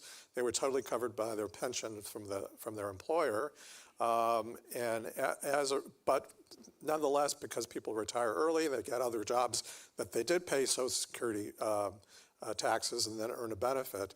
there was a feeling, and I think a correct feeling, that they were getting too much in benefits because they were viewed as poor. Right. Whereas in reality, of course, they're not poor. They're getting a very fine pension benefit from their state and local government. So the law was that the Social Security benefit was adjusted to basically make it proportional to what they're actually getting in their pension. This was opposed by clear unions, government retirees, federal government retirees, and for many years. This campaign has been going on for more than 20 years. And finally, Congress did pass it, and so basically those benefit adjustments were repealed.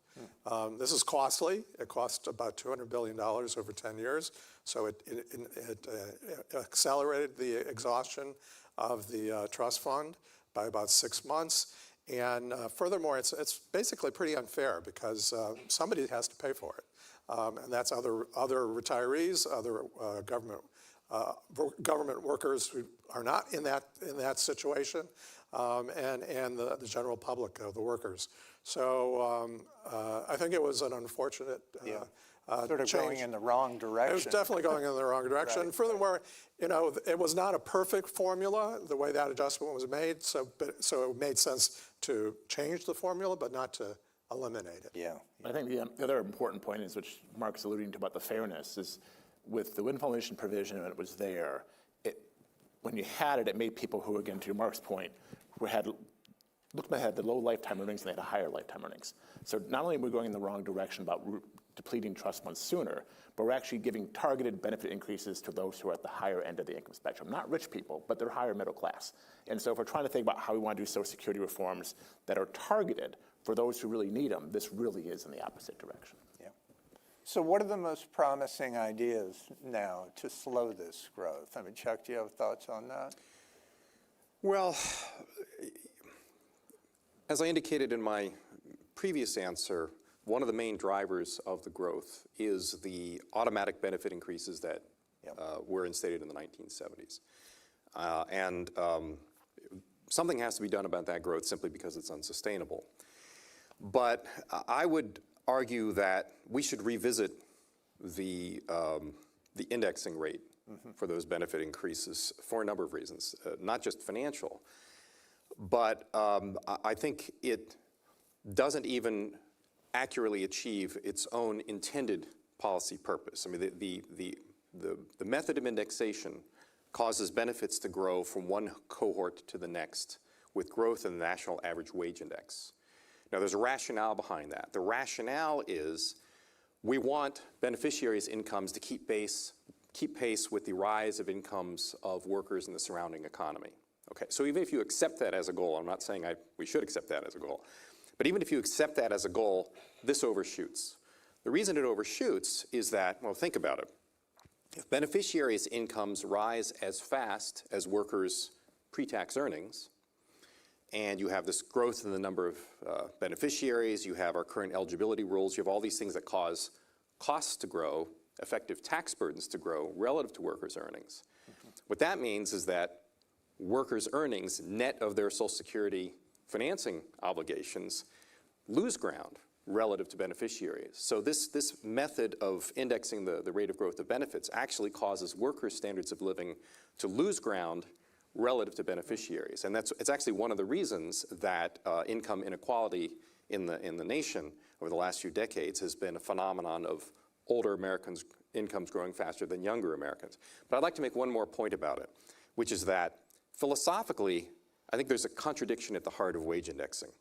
If you accept the idea, and I think most people do, that Social Security should be a progressive system, that you should get a better rate of return if your income is lower, and a worse rate of return if your income is higher. That's how it works. You have a system of progressive graduated accrual rates to accomplish that.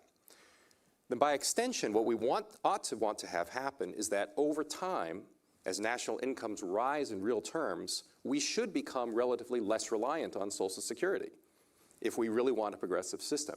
What we have now is something that does the opposite. As our economy grows, our wealth grows, our incomes grow in real terms, The growth of the system actually causes us to become relatively more reliant on Social Security, relatively more invested in it, which does not make sense if you believe in a progressive program. Great.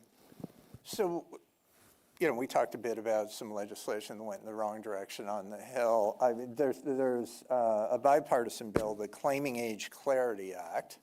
It's not going to necessarily help fix the looming trust fall exhaustion, but it's at least a step in the right direction in terms of helping American citizens understand the program. But so I'm curious whether you have any thoughts on that act in particular, but more generally, what's happening on Capitol Hill right now? You know, a lot of discussion here about the trust fund depletion, exhaustion. You know, is there urgency on the Hill to fix this? I would say that there is not urgency on the Hill to fix it, and it's actually we've actually regressed. So, for example, one other mechanism that has been extensively discussed to solve the Social Security solvency problem is raising the retirement ages. Yeah. And there was a time that I think it was viewed as a bipartisan fix. So, for example, you had Congressman Steny Hoyer saying, yeah, and when the discussions were occurring in the Obama administration in terms of various budget notions, that was viewed as legitimate, and they were willing to discuss it and include it, and clearly it would be a contributor to improving solvency. But that seems now not to be discussed. It's very much opposed by many on the left side of the aisle. So I think, unfortunately, we're actually, to answer your question, there is no serious discussion about any of these issues. Yeah, on either end of Pennsylvania, right? Yeah, no one.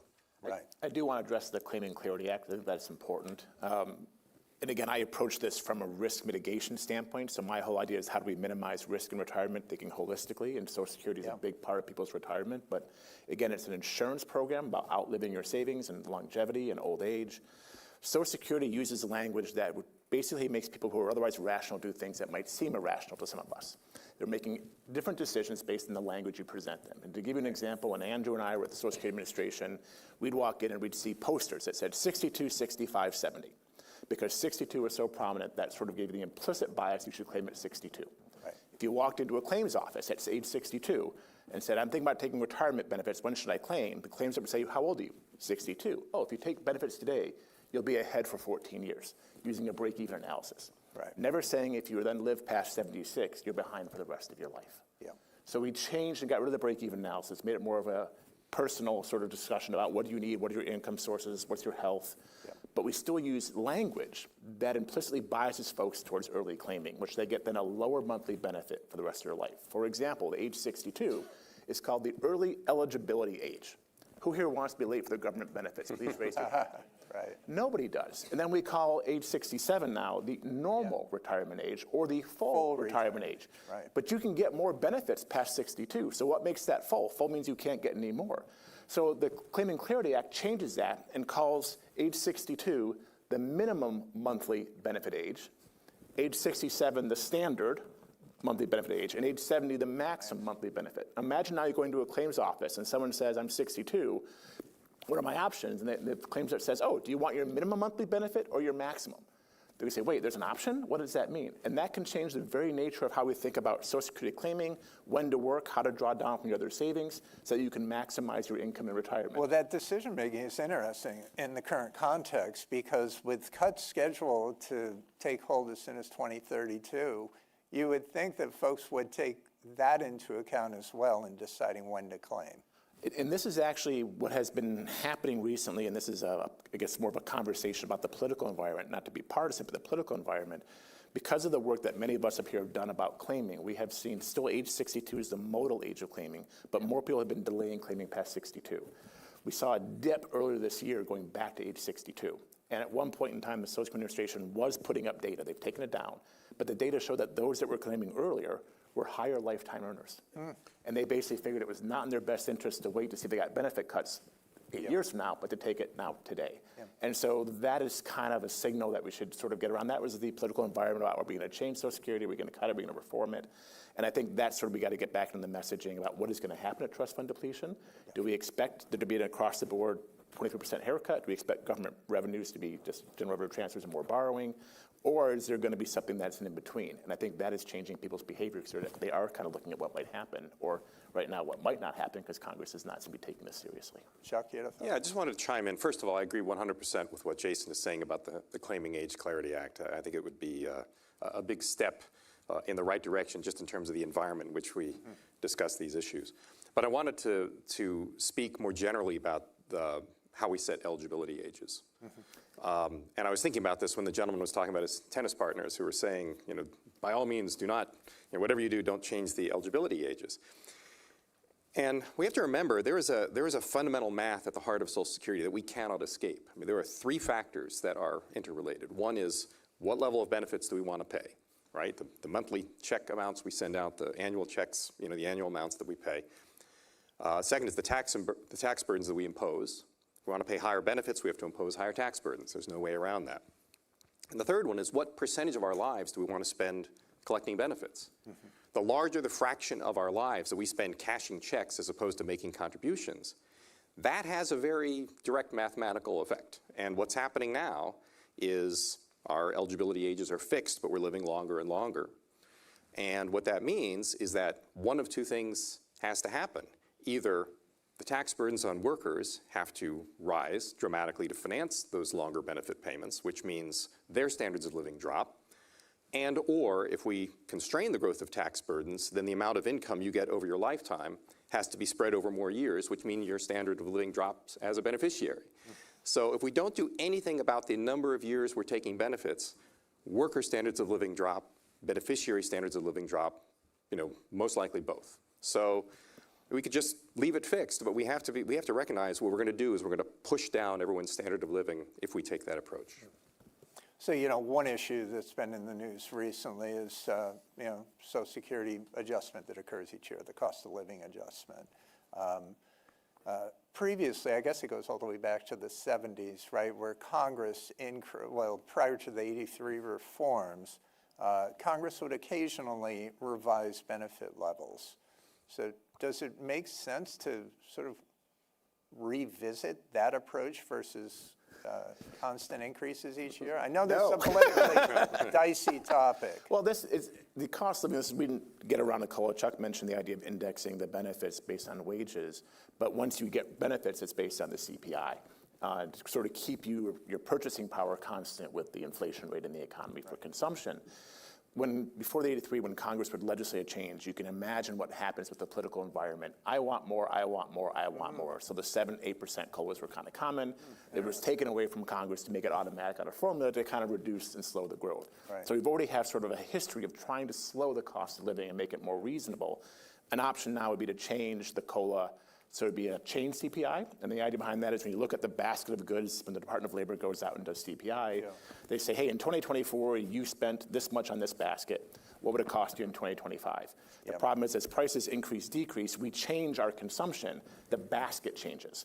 So a chain-weighted CPI would take that basket, look at what you purchased the following year based on prices, and then say, what is the price increase of that overall basket of purchase?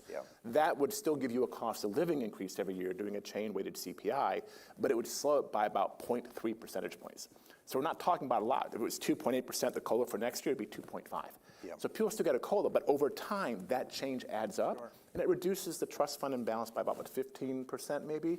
It doesn't solve everything, but this is where, and even Andrew, I think, was saying, or Rosita, when we start thinking about holistically Social Security reform, we can't think about it as just Social Security, it's other things as well. When we think about health care or retirement security and 401ks. But the little things, all these little levers will add up. And so we need to think about what are the little things that we can do, and we're still giving people an increase. Only in Washington is a decrease from an increase considered a cut. This is still an increase. And I think we need to realize that, and these are little things we can do along the way to make it more solvent.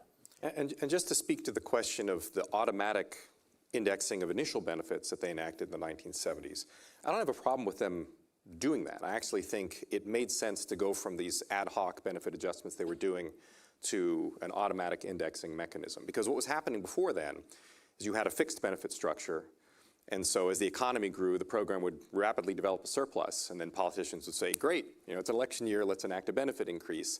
And the benefit increases were driven by political imperatives rather than a policy rationale. I don't have a problem with them switching to an automatic indexing mechanism that had a policy rationale.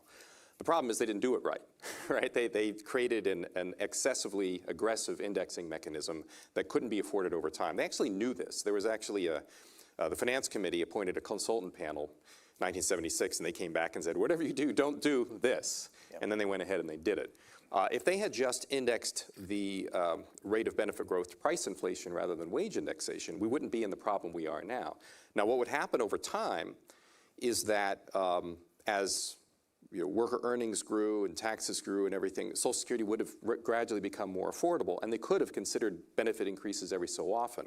But it might have been every decade or so rather than every election year.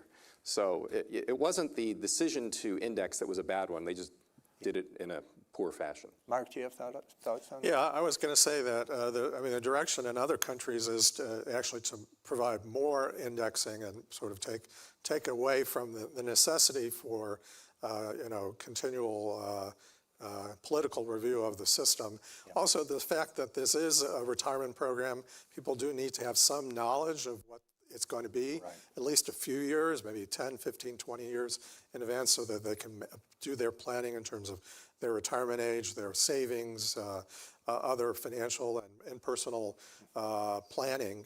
So sort of having it subject to these political winds and back and forth, I think just introduces an unnecessary uncertainty. Yep. These trends are known. They're long-term trends. We've known about the drop in the birth rate for decades. These are not surprises. It really is a failure of the system not being indexed appropriately, and we have a trust fund. We have a trustees report that comes out every year, and the message has been consistent for many, many, many, many years, decades, that we need to change the system. So I don't think sort of going back to what was done in the 60s and 70s would be a positive. Yeah. So I'm curious how you all see this playing out here over the next, so it's really, we've been pointing to these dates in the future where the trust fund will be depleted for decades, right? And it's here pretty much. What are your prognostications? Mark, do you have thoughts on sort of how this is going to play out? Are we just going to borrow more money? Well, I think the panel earlier sort of got it right. And that is, it's dependent on what else is going on in the bigger economy and the budget, the federal budget, the bond market. So, for example, a scenario could very well be that when the trust fund is exhausted in 2033, at that point, deficits are 6, 7, 8% of GDP. The federal debt is approaching 150% of GDP. The bond market very well say at that point, what are you going to do? Right. And if they just sort of kick the can down the road at that point, saying, well, we're just going to borrow some more money, we're not going to make any changes, we're just going to borrow some more money, it could be that the bond market will say, we're not going to buy that debt. We're going to demand very high interest rates. You could have what is, people talk about as a fiscal crisis, as in fact has happened in other countries. So that is one scenario, but it's not the only scenario. Another scenario is that we just muddle along the way we've been doing, in which case there are no changes and we do borrow the money. So it really, really depends on what the scenario, as well as the politics of the time. But I think mainly it's the economics and the broader fiscal and international, even international situation at the time. That will determine what happens. I'm with Mark 100%, but I'll just add that I am the most discouraged about getting Social Security reform done. When we were at Social Security and we were all working on the trustees' reports, Chuck was a public trustee, I think the last public trustee. We haven't had him in 10 years. We were actually encouraged that we could get some stuff done. I mean, maybe low-hanging fruit like change CPI, not massive reform, but now with what I call the Social Security Unfairness Act being passed, we're going in the opposite direction. There's no political courage to actually take on this issue until the crisis happens, which means I think we are going to muddle through where we are now up until trust fund depletion or close to it. And at trust fund depletion, the borrowing for that does not look much different than 1 year prior to trust fund depletion, or maybe even 2. So right around 2030, we're going to start seeing what the bond market says, hey, what are you guys doing? We don't see any change coming. You're looking at borrowing $400 to $500 billion more annually to cover the shortfall if no other changes are done. And what does the bond market do? Now, I'll point out, because this is a question that's coming up about like a fiscal crisis. It's one scenario. It might just be that we can borrow that kind of money, that interest rates go up a little bit. So right now, today, you've probably been reading about how France is having political crisis and financial crisis. Their 10-year borrowing cost is lower than the U.S. is. Ours is still higher right now. Wow. So what if we get to the point where we're at 5.25 or 5.5% for the borrowing cost? Does that sound catastrophic? No, but to Mark's point, we're paying $1 trillion in interest today. Andrew mentioned the idea of crowding out other things. Maybe all that together creates that kind of fiscal impetus that creates what looks like a crisis all around it. And the bond market says, well, what are you actually borrowing money for? Where's it going? And what gets sacrificed? And if taxes have to go up someplace else, that still has a macro effect that could be a spiraling. So I think something's going to happen, but the scenarios basically, I think, are we're going to get to trust fund depletion, and borrowing is going to be part of the answer, if not all the answer. And the question is, how do we react, and then what does that stimulate for reform? It's nice to hear that there's potentially some low-hanging political fruit here, though. Well, I know everything's difficult. Yeah. Exactly. For sure. Hey, listen, we're going to take some questions from the audience and folks online.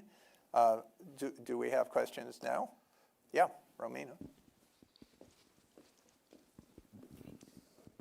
A question from online is, if Congress were to consider reducing benefits for wealthier retirees, how do you think that wealth should be measured, income or net worth? And what do you think is the probability of a means testing proposal of some form being seriously considered? Can I start there, or do you want to do it? Yeah, I'll start. So actually, I do have a strong opinion on that. It should be net worth, because after all, we are talking about retirees, and their income may very well not reflect their resources. So because a lot of people have capital gains, which are or they choose whether to realize capital gains, that reflects their income. So what represents what their ability is to finance their retirement is their net worth, is their savings in their house, financial assets, other pensions, retirement plans, and so on. And that there is a very strong precedent for that. So for other welfare programs like Medicaid, SSI, other programs, it's income and it's assets and net worth. So I think particularly for a retirement program, that's the way to measure it. So I'll just answer because I have the opposite opinion. Mark's exactly right, and Sita mentioned earlier that she's not really favorable of taxing, but I love the idea of taxing income. Let me rephrase that because that's going to come back. I don't like taxing anything, but in this context, it's the lesser of all evils. Let me tell you why. Because what I want to avoid, one, is the impetus that we could do a wealth tax on anything. So what is your unrealized gain? I follow the tax principle that you tax realization principle, not something you don't have cash generating. So you could have an asset in your house, don't want to tax that, more property taxes. I have unrealized capital gains, are we going to tax that? Do I get a refund when it goes down from the government? What I like about thinking about Social Security, again, is an insurance program. So we do it on the income side, we can tax it on the 1040. And then this is a backdoor means test, which was mentioned earlier. If we start reducing monthly benefits, people are going to get upset. If you have their benefits stay in some ways the same check every month, but you put it on the 1040 in your file return, they're not going to know what is coming out of capital gains, interest, income, and that also helps the insurance value.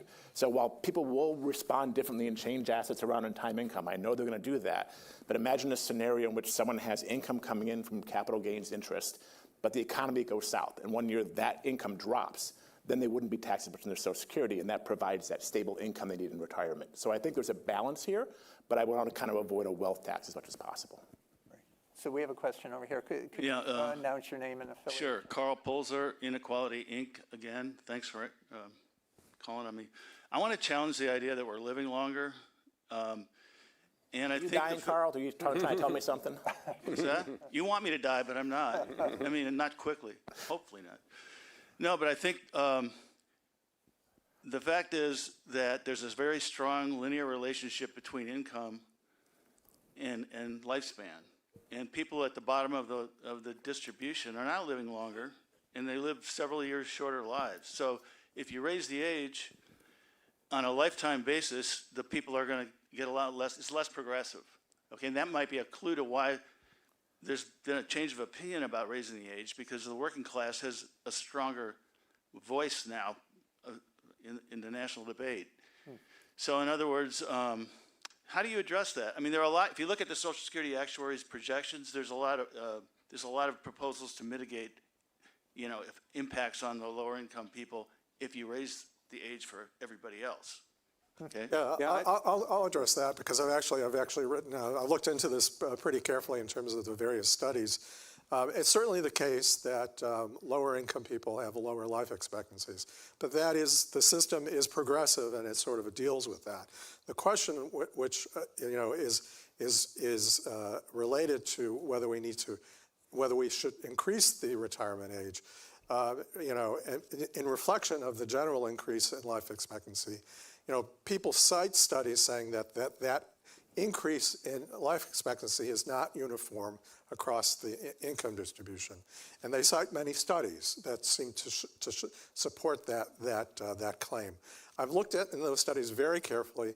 There are serious methodological data issues, and the best study that I've seen is actually produced by the Social Security Administration using administrative data, not surveys and short-term income views. It looks at lifetime income, and it is actually not true. The increase in life expectancy is very widespread, and you know, there's a very small discrepancy at the very bottom to the very top, and it's very easy to make adjustments in other aspects of the formula. But the increase in life expectancy is across the board, and therefore it is appropriate to raise the retirement age in reflection of that. And I'll say two other things about that. One is we've done that already. We did it in the 83 reforms, and it went very well. There was no increase in poverty, you know, at the lower end, and it was done gradually. People adjusted to it extremely well, and it is also done in many, many other countries at much higher ages. So, for example, recently Denmark increased the retirement age to age 70, and you know, with clearly some controversy, but it was done. And I think, you know, here too, if it's done gradually with plenty of notice, it is an appropriate change. And could I speak to that too? And I'm grateful for this question, because I think it's important to speak to this, because there's a lot of confusion out there about this. Mm-hmm. Now, mortality differentials, right, they exist. You do have longer life expectancy in relationship to your income. But there's a right way and a wrong way to respond to that. The wrong way is what we're doing now. All right, but first let's get our bearings here. So when Social Security was first established, you couldn't collect benefits till age 65, right? As Jason was pointing out, now we have early eligibility. The most common age claim today still remains 62. That could rise by as much as 3 years before we even have to wait as long to claim benefits as the generation that fought the Spanish-American War, right? So it's not like we're creating some new hardship for anyone in the mid-21st century when all income levels are living substantially longer. Now, you get to choose the claim age that works best for you, right? Now, if you were to change the full retirement age from 67 to 68 or whatever, that would affect the level of benefits. You'd still be able to collect as early as 62, 63, 64, 65, whatever the early eligibility age is. But the level of your benefit would be affected by the change in the full retirement age. Wouldn't say you couldn't claim, but it would affect the level. Easiest thing in the world to offset. Just make a tweak to the benefit formula on the lower income end, and you can hold low income people completely harmless from that.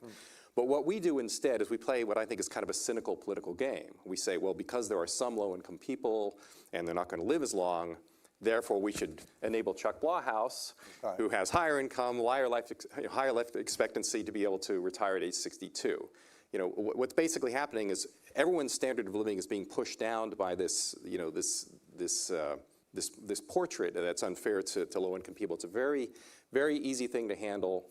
And what we're doing now isn't good for anyone because it's pushing everybody's standards of living down. And just to add quickly, because they hit it on the head, when we think about like increases in longevity, so there's like a gap, right? We mentioned this between lower income and higher income. If that gap staying consistent over time, it's a rising tide lifting all boats. And so that's one of the important things to think about. The other is, again, thinking what Chuck just said, when they started the program, 65 was the age you started getting benefits.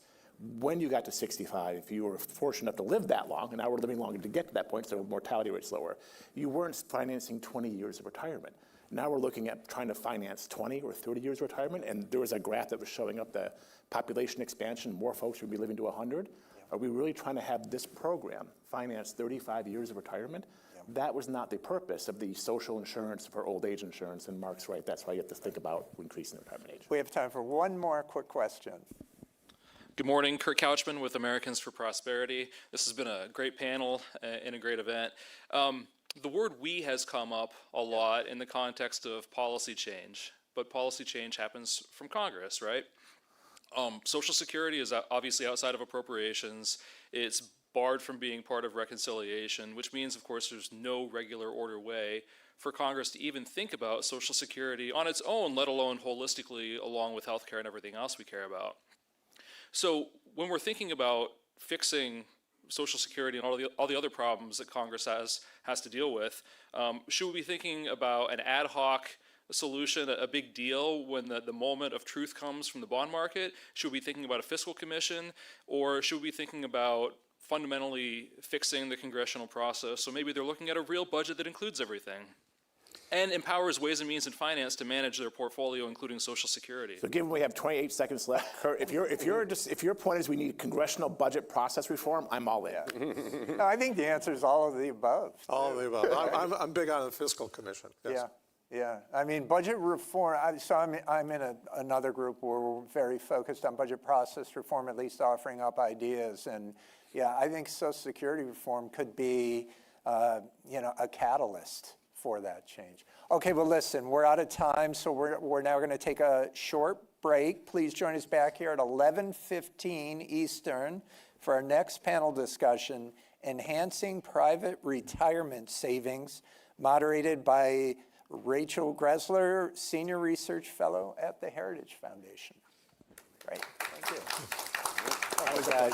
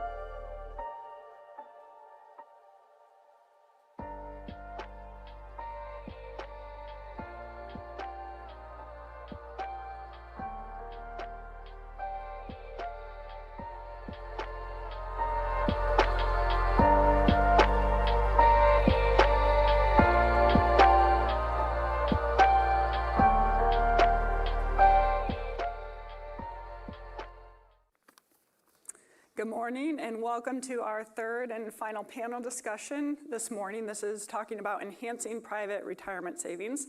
My name is Rachel Gressler. I am a Senior Research Fellow in Workforce and Public Finance at the Heritage Foundation. And today I am joined by Andrew Biggs, who you've already seen on a panel prior, but Andrew is a Senior Fellow at the American Enterprise Institute.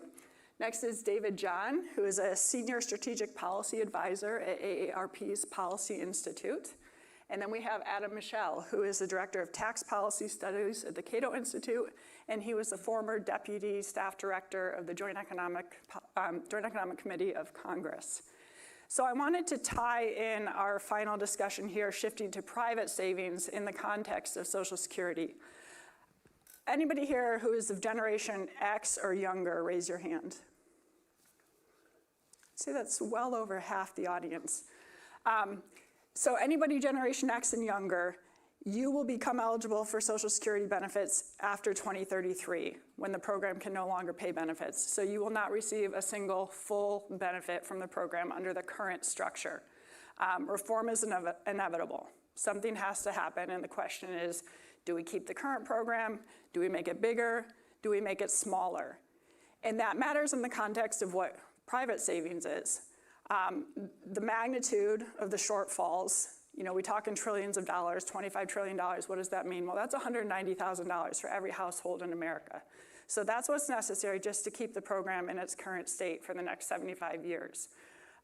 Would you rather pay $190,000 in more taxes?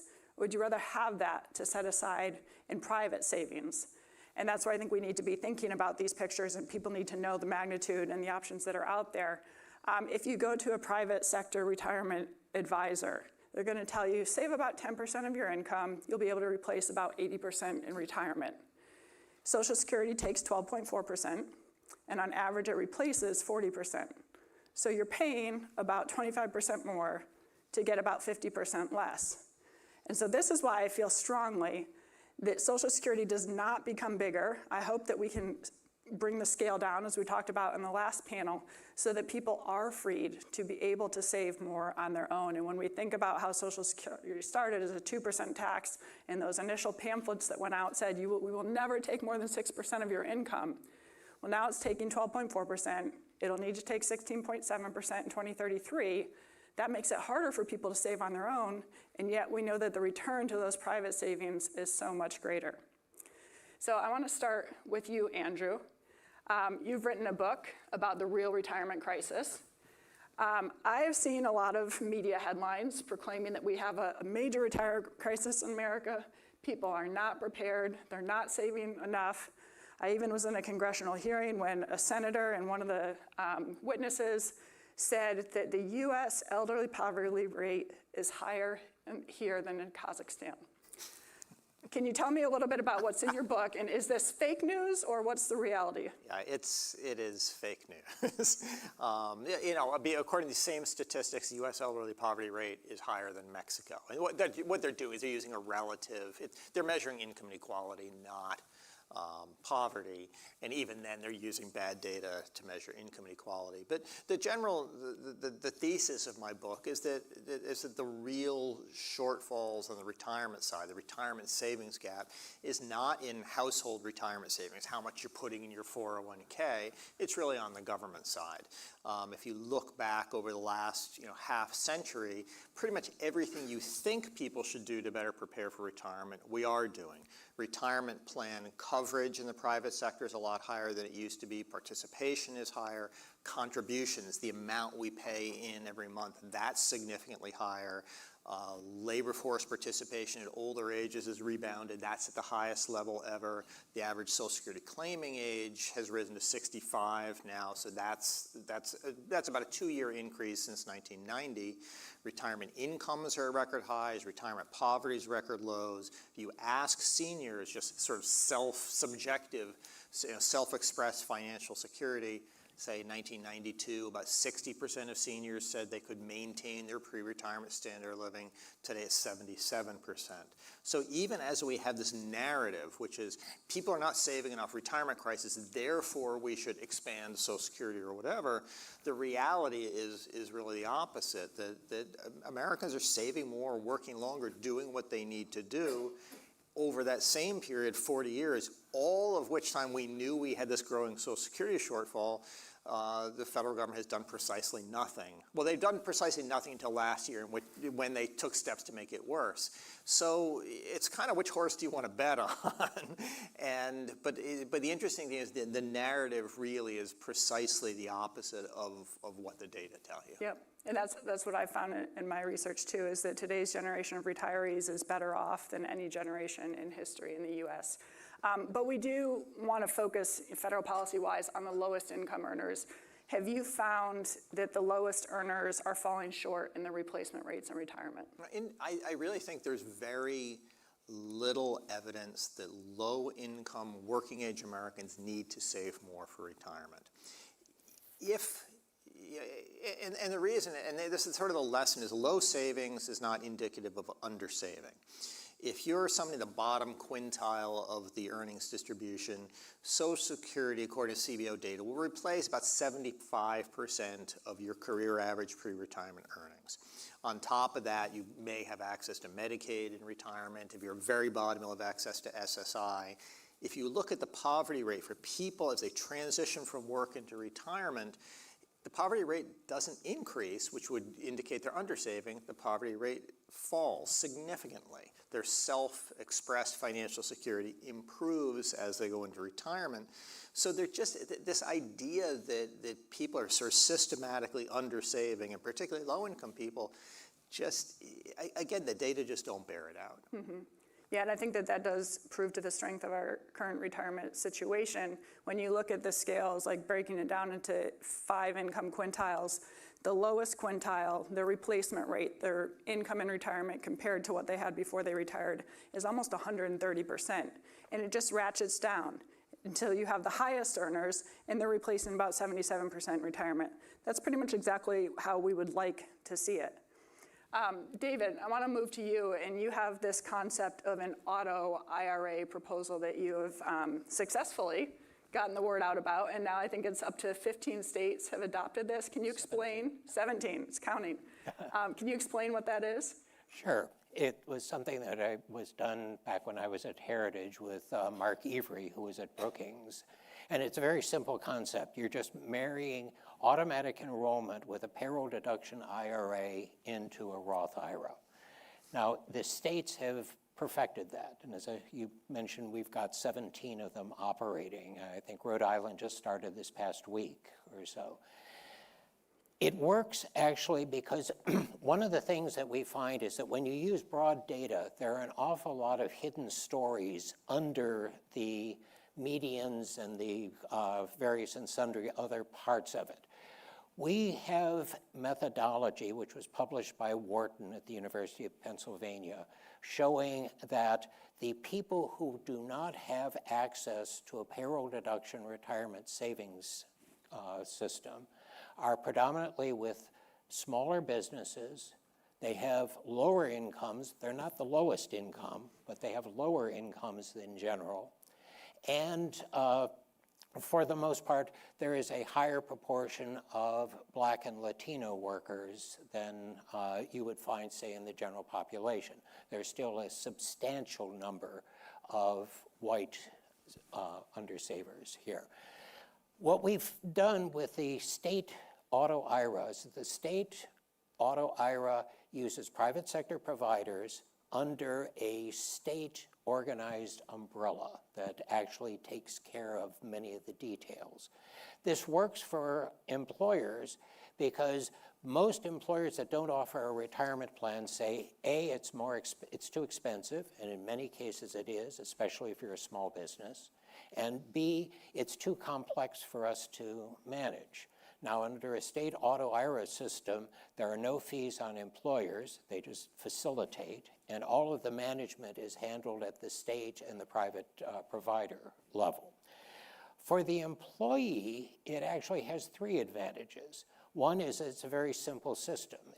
Your money goes into a Roth IRA, which is your money. And second, because it's a Roth IRA, if you run into problems at any point, retirement or before then, you can withdraw your own savings with no tax implication. Now that's different. So the Roth is meaning you've already paid your taxes on it compared to traditional? Yes, thank you for pointing that out.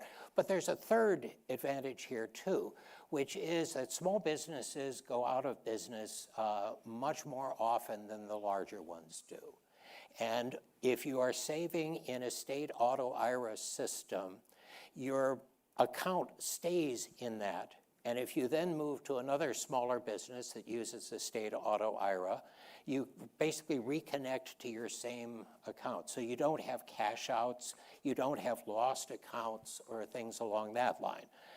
There's also another advantage systemically, which is that the auto IRA system fits within the existing 401k system.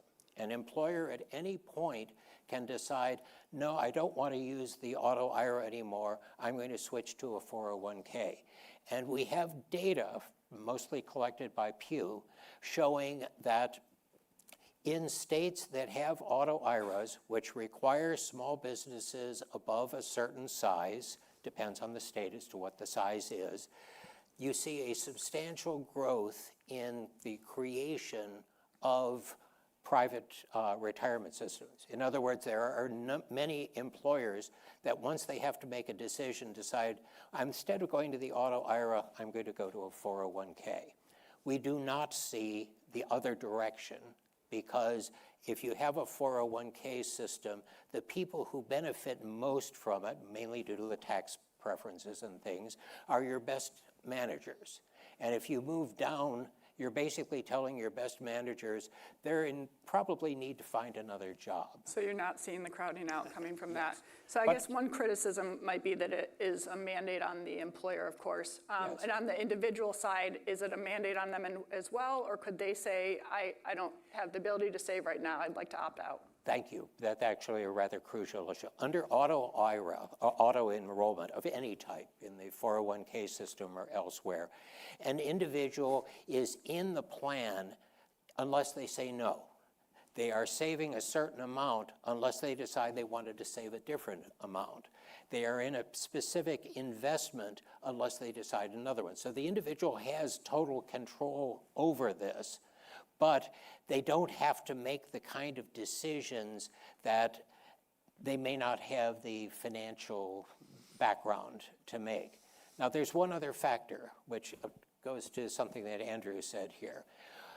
My colleague Manita Rao, along with Angie Chan at Boston College, have a paper that they're about finished with, looking at the kind of emergencies that individuals have in retirement. And they look at a variety of different emergencies. And what they find is, regardless of the age, you have a substantial percentage, 60, 80%, depending on the cause and the like, of people who have unexpected expenses in the case of a year. Now, Andrew's correct that Social Security for the lowest income replaces a substantial amount. But when you're in retirement, it's not just a matter of what your income is. You still need savings, because the hot water heater doesn't really care if you're retired or not if it decides it's going to leak at 3 in the morning. Yep, and we'll get into that later as part of the emergency saving accounts as well. So we want savings to be more accessible. We want to see an increase in savings.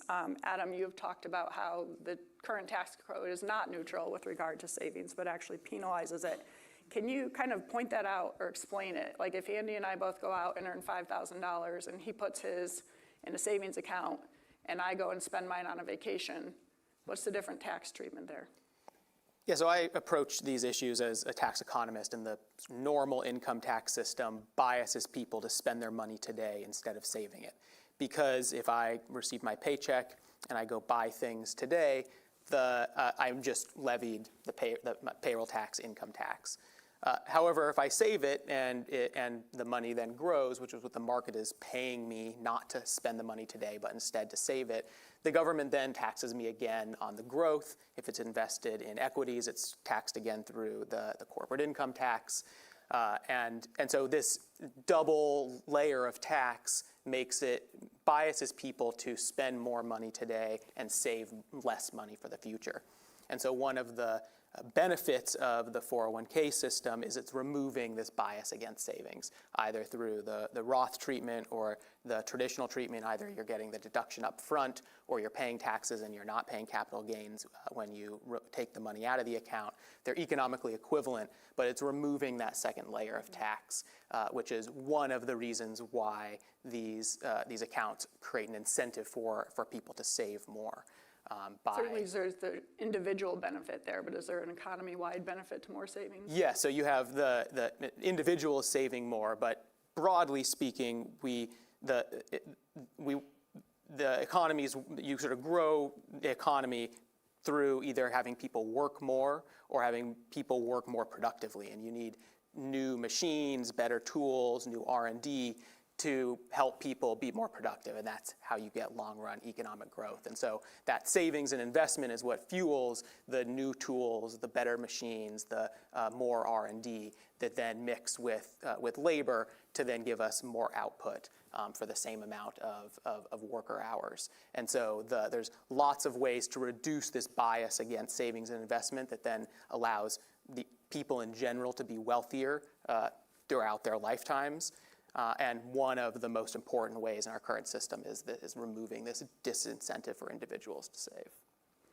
So we have a bunch of economists up here, and we're going to give you that on the one hand. And then on the other hand, I want to ask you, Andy, you've talked about potentially taking away the tax preference for retirement savings as a way to help shore up the solvency of Social Security. Can you explain why you think that is an option that should be in the mix? Well, this is based on a paper I did with Alicia Manell at Boston College a couple of years ago. We had both kind of looked at the research of on the effect of these retirement account tax preferences on savings. And the conclusion we came away with was what you got was less additional savings but more asset shifting. That people would shift assets from taxable investment accounts to non-taxable accounts, and so in order to reap the tax benefits. So you would get obviously more money in retirement accounts, but most of that seemed to be offset by less savings somewhere else. And it's sort of a contrary thing. I mean, I don't disagree with Adam that if you had in general lower, say if you eliminated the capital gains tax, or if you had a consumption tax, VAT or something, that would result in more saving. But the retirement tax preference, it's a segment of people's savings.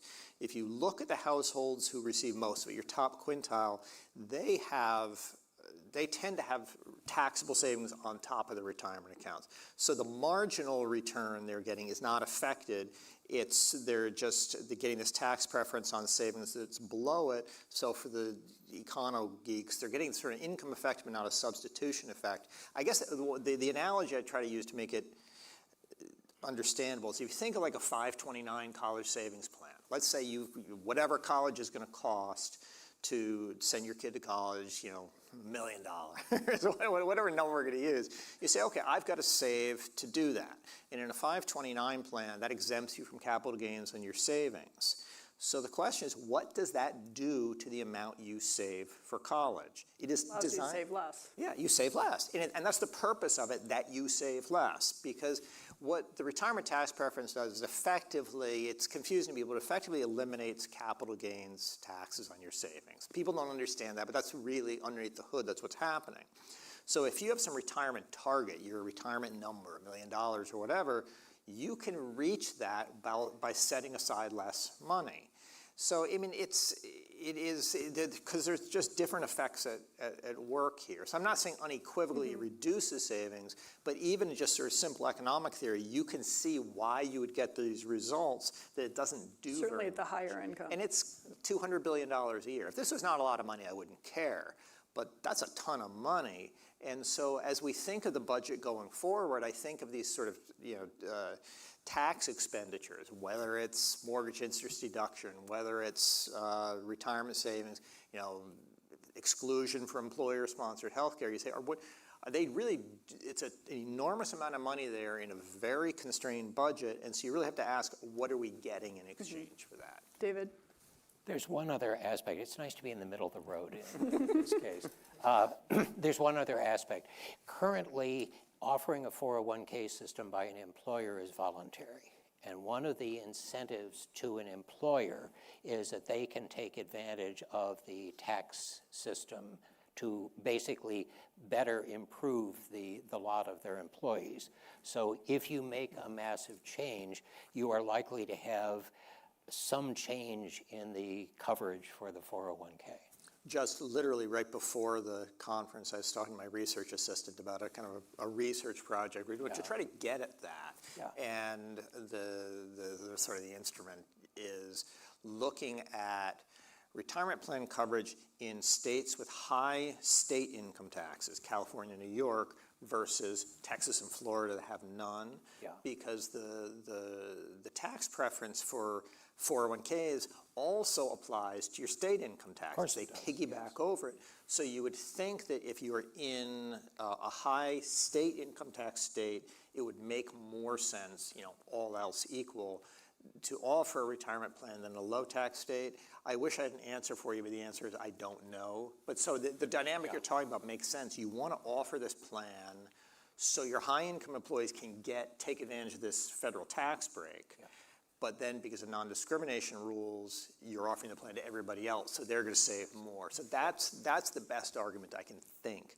What I would say, though, is $200 billion is a lot to spend for that. If you think of sort of the UK has kind of an auto IRA plan, and they implemented it probably 15 years ago. When they started it, their private sector retirement plan participation rate was like 40%. As I understand it, went up to like 85%. There's a lot cheaper way to do this than the way we're doing it. So I definitely get the point, but I think, again, $200 billion a year is a lot of money. It is. The one point I'd make is that California actually has a much higher growth in 401k plans right now. But part of that, or frankly all of that, is driven by the mandate on employers. Yes, certainly. One additional point, and Andrew and I disagree on the effect of 401ks and how much additional savings is new. But even setting that point aside, if the goal is additional revenue, you mentioned a bunch of other tax expenditures that don't have this impact on savings, expanding the taxation of employer fringe benefits, et cetera, that are much more efficient ways of raising revenue if that's the only goal. And even in the economic literature that shows, even if you believe that there is no impact of these accounts on savings, the higher taxes still have labor market effects and broader wealth effects for the population writ large, making them poorer overall. So it's not just is there additional savings, but how does that impact sort of the evolution of someone's work life and their accumulation of skills and how long they work, and all of those things are impacted when you raise taxes. So there's sort of a broader context here as well. Yeah, and in tax policy, the incentives matter, and if you are giving a tax preference, it should be something you want to incentivize. And we can compare employers offering health insurance policies versus 401k policies. And the bigger tax preference is actually for health insurance. And so that kind of begs the question, is that the best tax policy, or maybe would that be a better trade-off there to not over-incentivize consumption of health care? But I wanted to move on here to the issue of, kind of our lifetime savings, and having auto enrollment certainly increases the propensity to save.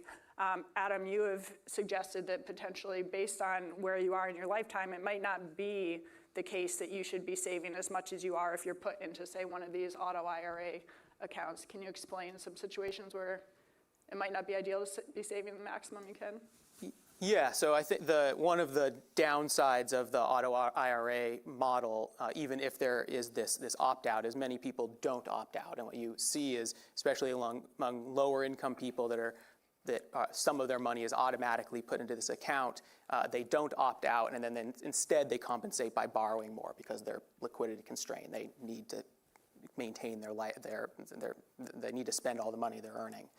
And that additional borrowing then makes them worse off over their lifetime.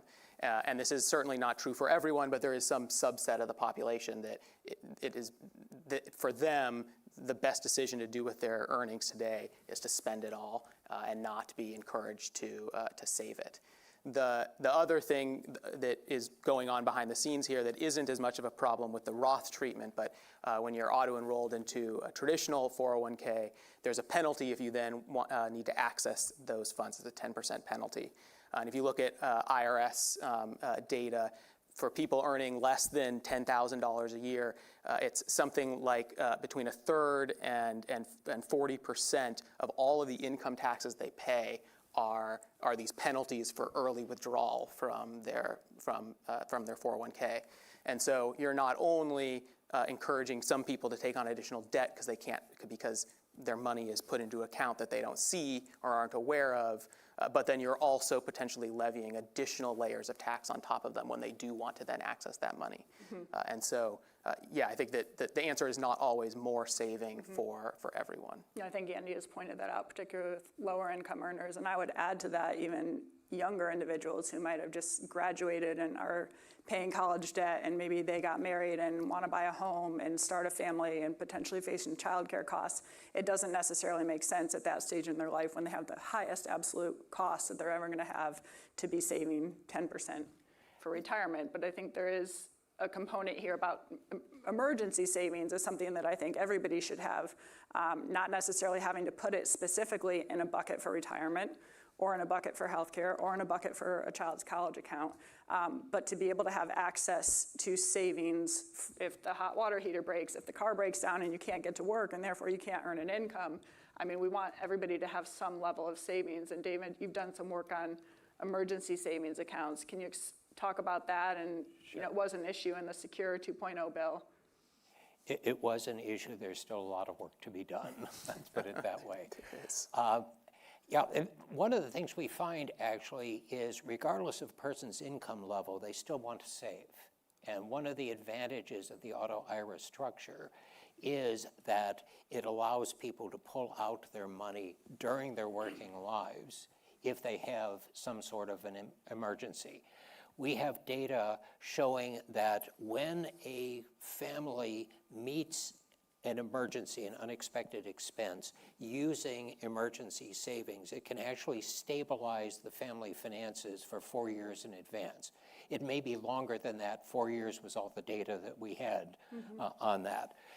So there actually is a major improvement there. Now, one of the questions that we run into with emergency savings, and we actually did a survey in 2018 asking workers what they wanted for a payroll deduction emergency savings system. We have redone that, and that is going to be released, hopefully, depending on our editing process, sometime soon. But what we also know is that people make decisions about what they use their savings for depending on what the account's called. So even if you have a retirement account, 401k, auto IRA, or one of the many other alternative types there, having an account that is listed as emergency savings is one that is less likely to be touched normally. And people use that first rather than necessarily pulling money out of their retirement accounts.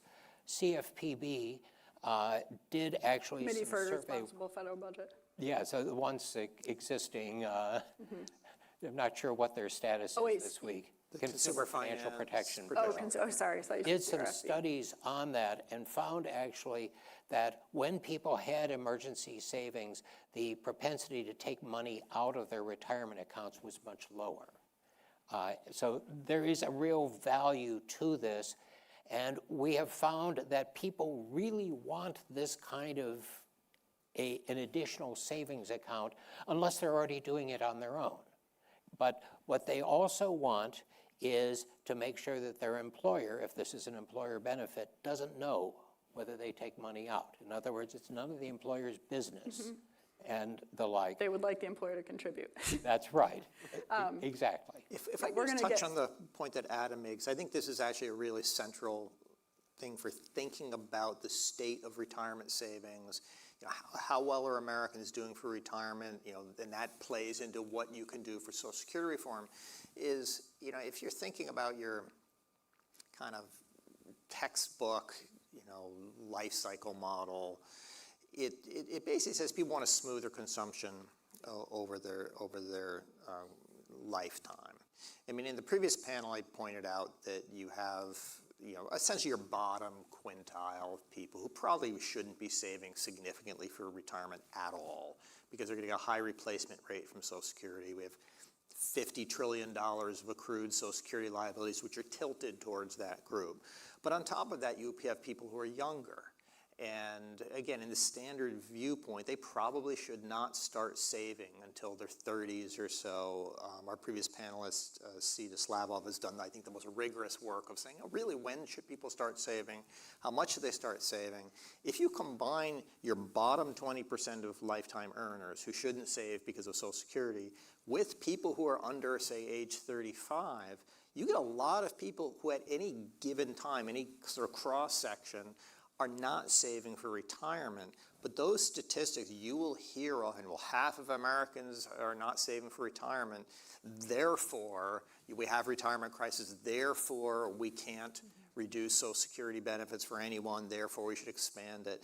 But my point is, even if people are acting perfectly rationally, you will have a lot of people not saving for retirement. So this is one of these sort of, I hate to use the word like Washington consensus, but it's sort of this sort of kind of do-gooder idea that, well, everybody should be saving for retirement at every point of their life, and we kind of push them into it. And I just don't, it's any more, you don't have to be super rigorous about it. You just have to, you know, think of the basics of how people think about these things. Tons of people will not be saving at any point in time, even if they're saving optimally at the end of the day. I did want to remind our audience, we're going to get into the Q&A session shortly here, so you can submit questions on the events webpage and also on Facebook, YouTube, and X. But that's part of the problem, because the fact is that, and I forget the exact detail here, but if you started to save at age 21 and stopped at roughly age 35 and never saved again but didn't touch your savings, you'd actually be at least as well off as if you started to save at 35 and then save for the next 30 years or so. And that's because of automatic escalation that we see. But you're asking people to, no, I really think this is important fundamentally. You're asking people to reduce their standard of living at precisely the time their standard of living is lowest. And then say you have a higher standard of living later in life when your standard of living is going to be highest anyway. And, you know, maybe for some people that's fine. What I'm saying is if we're working within the confines of sort of standard economic theory, they should not be doing that. But they should. Can I get to one last question here? I want to talk about something that Adam has proposed. And I think that if we can make savings more accessible and just easier, and also take away the commitment that has to come with putting it in a certain type of account that's going to face a significant penalty, you can significantly improve savings. And so Adam has proposed something called universal savings accounts, one simple single account for all needs. Can you kind of talk about what that looks like and what the findings have been in the countries that have implemented these? Yeah, and I think it speaks to some of this dilemma of of not just how much you should be saving, but when you should be saving throughout your life. And my pitch to the idea of a universal savings account is a Roth-style account where you put in after-tax money, it grows tax-free, but for basically everything other than retirement. So there would be no restrictions on when you take the money out or what you could spend the money on. These accounts have been implemented in the UK and Canada. They're incredibly popular, particularly among low-income and younger people, the folks that are locked out of or choose not to participate in the retirement savings system because of the penalties and the fear of locking up your savings because you may need it for life events. And the pitch for the retirement community is that these accounts are an on-ramp to the retirement savings system, that they are both an emergency savings vehicle, that if you need to access the money, it's there, and it's not locked up, so there's no penalty for you putting the money into the account.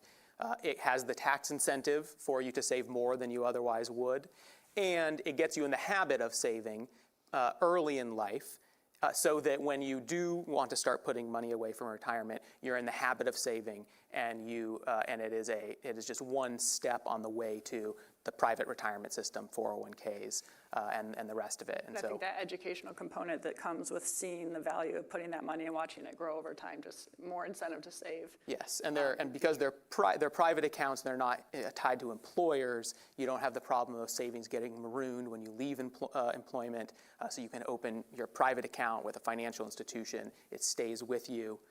And at least in Canada, there's a lot of success of the private sector working to market these things and explain to people the benefits of savings, how they operate, and that has increased utilization and savings in its own right. And I want to do one more rapid fire question here before we open up to the audience. Looking back at President Bush's initiative to bring on personal retirement accounts, is that something that each of you would still support, or do you think that the window has closed for that? Closed. Closed. Yeah, my understanding is that it is closed. We sort of spent down all of the intermediate time where you could transition to that something like that. But you shouldn't foreclose the idea that private retirement accounts are the goal. Like the first panel talked about a flat retirement benefit that as an anti-poverty tool. But the real goal is getting individuals to provide for their own retirement through private accounts, and whether that's a 401k or something else, that still should be the sort of goal at the end. And I'll be the contrarian and say that I don't think that it has closed. I think what's a good idea at one time is still a good idea today, just the magnitude of the higher returns that you get from that personal savings. And I think also Social Security needing to have a wealth component, given that it is no longer just a social insurance program, just taking 6% of your paycheck, but taking two times as much and potentially 3 times as much. I think we need at least an option, and something that I have proposed is for individuals who want to say, I'm done with Social Security, to be able to opt out and to put half of their contributions into a thrift savings plan type account.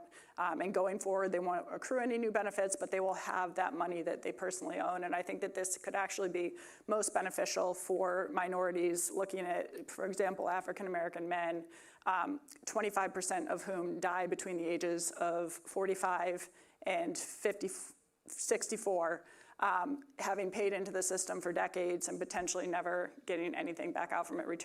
When in contrast, you could have this account that you own that you could at least pass on to your children. So I would like to open it up to questions here. We've got mics around the room. Please state your name and affiliation. We've got one question here. Yeah, Carl Polzer, I'm trying not to ask questions. I've been told I ask too many questions. So I'm challenging Andrew's concept about the lower income people not needing more than Social Security, because I was, coming to these meetings over the decades, I thought of Social Security was a 3-legged stool, that was designed to require. And also, if you live in Fairfax County where I do, 18 grand a year for an old lady, that you can't make it on that, okay? So if you want everybody to, so here's a question for you. If you want everybody in the system, in the 401k IRA system, and if you don't want to burden lower income people, why doesn't the government just give people at lower incomes a couple $100 a year in a tax credit in a system where we were already giving $8,000 a year to higher income people through tax exemptions for their retirement savings? As a tax credit to save for retirement? Or just stick it in an account. If he creates an account, the government puts it in his account. Well, sure. Look, if it has no cost to the people while they're working, then fine. You could also just raise benefits, Social Security benefits for low-income people. The question I'm narrowly getting at is, if you look at low-income retirees, should they have saved more for retirement over their working career? If they should have, you should see a couple things you should see. You should see, say, poverty rising in retirement. I'd say transition from work into retirement, poverty rising, because they don't have enough savings. That, you see the opposite of that. You should see sort of self-reported financial security, if they're doing, however well they're doing while they're working, and then they hit retirement without enough savings, it gets worse, you see the opposite of that. So I really just don't think, and I'm not the only person who thinks this, but the idea that low-income people need to save more for retirement, I just think I'm not saying that to cover emergencies, I get that. But in some systematic way, I just think is untrue. I think when you look at retirees who are facing financial troubles, it's either people with sort of unexpected, problems happen to them. You can have problems that are difficult to insure against, like a late-in-life divorce. That's a hard sort of thing. But in a systematic way, should they be saving more? I just think the answer to that is no. There is something called the Savers Match, which goes into effect in a couple of years, under which basically people who are low income who save for retirement in one of the accounts, it could be an IRA, it could be a 401k, would get up to a 50% match for that, specifically aimed at the way improving their assets and giving them yet another incentive to save. Got a question over here. Hi, Jim Huddle, just a retired Social Security recipient. Question on USA. What do you think are the chances of Congress doing something along those lines? Thanks for the question. So this idea has been floating around for a while. There's several different pieces of legislation that would implement it. Senator Cruz and Representative Hirschberger have versions of this bill right now that have been introduced in Congress. It was part of the reconciliation conversation. Unfortunately, it got swapped out for what became Trump accounts, which are sort of this idea of the government deposits money into the account and then it grows over someone's lifetime. The tax advantage is actually not as good as the existing system. There's not really a reason to use the accounts. They're sort of convoluted in a bunch of ways. But I think the chances are good. It's popular. It's been in conversation. It's been in the conversation for a while. It's just a matter of sort of what piece of legislation it can be attached to. I think the impediment would just be talking about the cost, but if you structure it as a Roth style where you're still paying the taxes today, then that doesn't register as a significant cost in the short term. Do we have any other questions here in the blue? Hi, Jack Tornicke. Been doing corporate benefits for about 46 years now. In terms of the universal accounts, I think the Roth already makes that possible in that you can withdraw your contributions, good reason, bad reason, no reason whatsoever, without any tax implications. And nobody, or very few people who are not saving at all are going to save $6,000 or $7,000 a year anyway. In terms of the Roth IRA, two things. The first one is that if you start with a state auto Roth IRA, and then your employer adopts a plan or you move to an employer with a plan, you can't move those Roth monies into the employer plan, even if the employer plan allows for Roth 401k contributions. No, you really can't. The IRS, if you look at the IRS table, you can't do it. So that's something that I think needs to be fixed. The other thing is that instead of withdrawals from Roths, I'd suggest that you consider not only from Roth, but from traditional IRAs, extend the same loan possibilities that you have from K plans. So you're not actually spending the money, you're just changing the nature of the investment where the return, it's a fixed income investment where the return is the interest you're paying. Thanks. Jack, I want to thank you for asking a question as time expires. I think that's perfect. Well done on that. The one thing, I was under the impression that Secure 2.0 actually allowed a Roth IRA to move into. If not, you're absolutely right. That does need to be corrected in that. And just very, very briefly on the impact of a universal savings account, what we've seen in other countries that have implemented them, they do actually increase savings, and I think part of it is that it's earmarked not just for retirement, that there's a sort of messaging component, that people think of their IRA. It's complex because you can only take out your principal, you have to think about how much is growth, and so it's just simplifying the rules goes a long way towards helping people better understand what they're doing with their own money. And having that direct access to it. Well, thank you for joining us for this portion. We are going to now take an hour and 15-minute break for lunch. And then afterwards at 1:15, we ask you to join us for a presentation on Social Security, the Cato Institute Social Security model by Crit Chan Wong. And the lunch will be on the second floor in the George M. Yeager Conference Center. Thank you. Real quick. One question.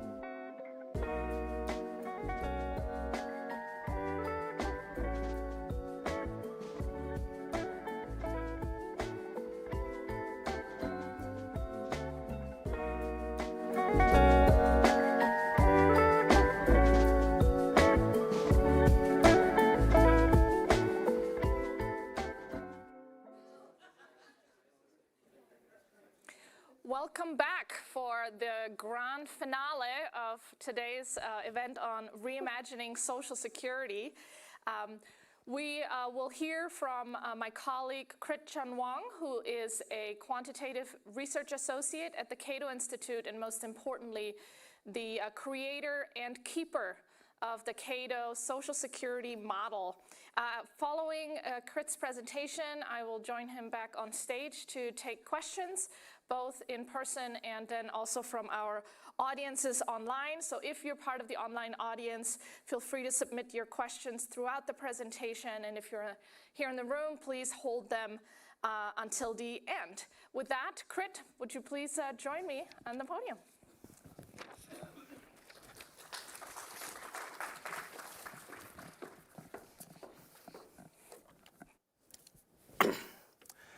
Good afternoon. Thank you for joining. My name is Krit. I work at Cato. I'm a quantitative research associate. Today I'm here to talk to you all about Cato's new Social Security model. This model expands our capacities to score Social Security proposals. We hope that this model will be useful to the policy community and the wider public, and will allow Cato to participate in conversations about reforming the Social Security system. In this presentation, I will start by introducing what the Cato model is and what it can do. I would then compare our model with other forecasters as a benchmark of the model's accuracy. I will then present some scores of proposals that previous Social Security analysts have called for. So a bit on what the Cato model is.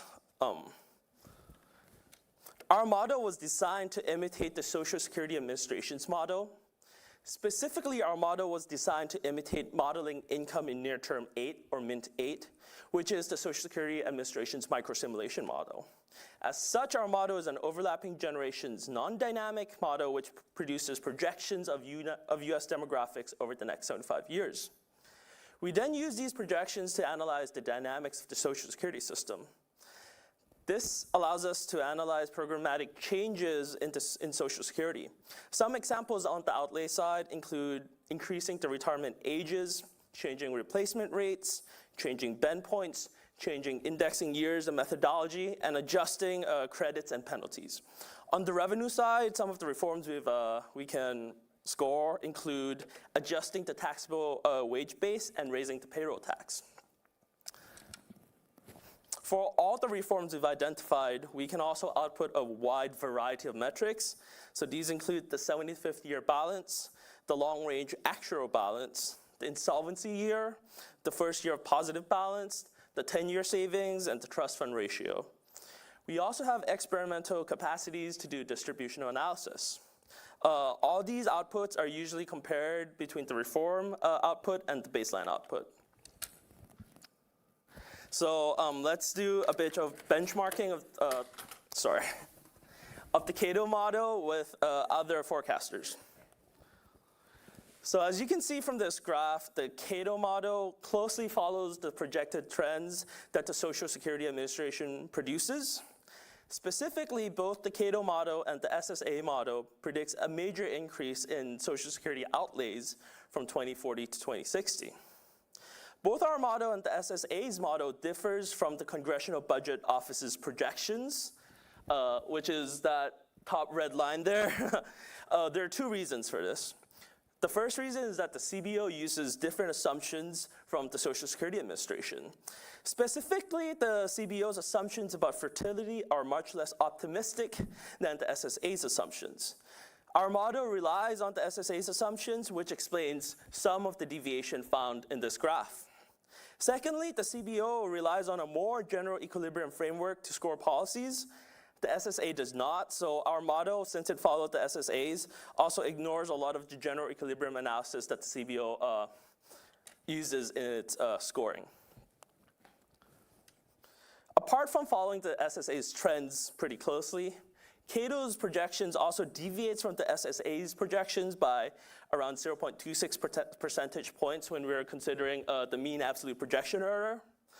So it seems that our point predictions seem to closely approximate with the SSA's. However, Cato's projection deviates from the CBO's by 1.85 percentage points. So this just underlies how significant the differences between the CBO's assumptions and the SSA's assumptions are. In another test of our model, we found 3 reforms that have been submitted by members of Congress to the Social Security Administration. We then scored these reforms and compared our scores with the SSA's. So the first reform we scored was the increase of the first bend point and first replacement rates. This was suggested by Senator Bernie Sanders in 2023. The second reform we scored, also suggested by Bernie Sanders in the same letter, changed the cost of living adjustment index from the wage consumer price index to the elderly consumer price index. The third reform, suggested by Senator Mazie Hirono and Representative Joe Tokuda of Hawaii, increases the taxable maximum and adjusts the bend point.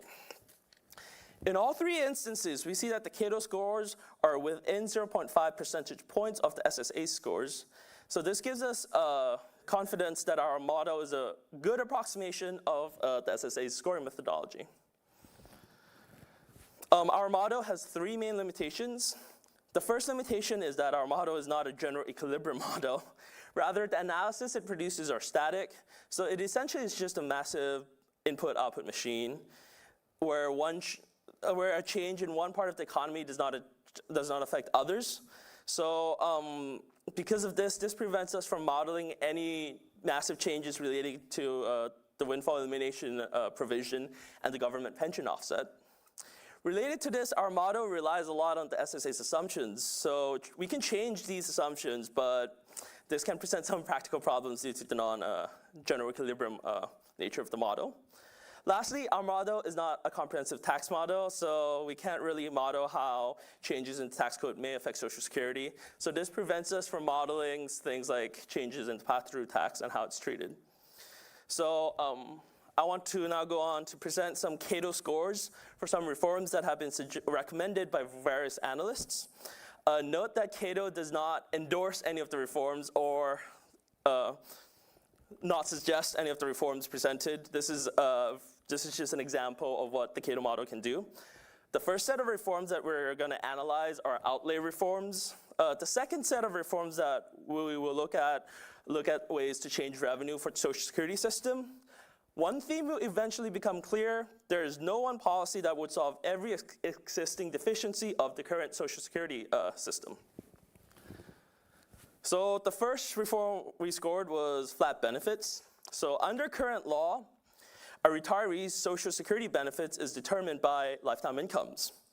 As such, richer retirees would get higher benefits than poorer ones.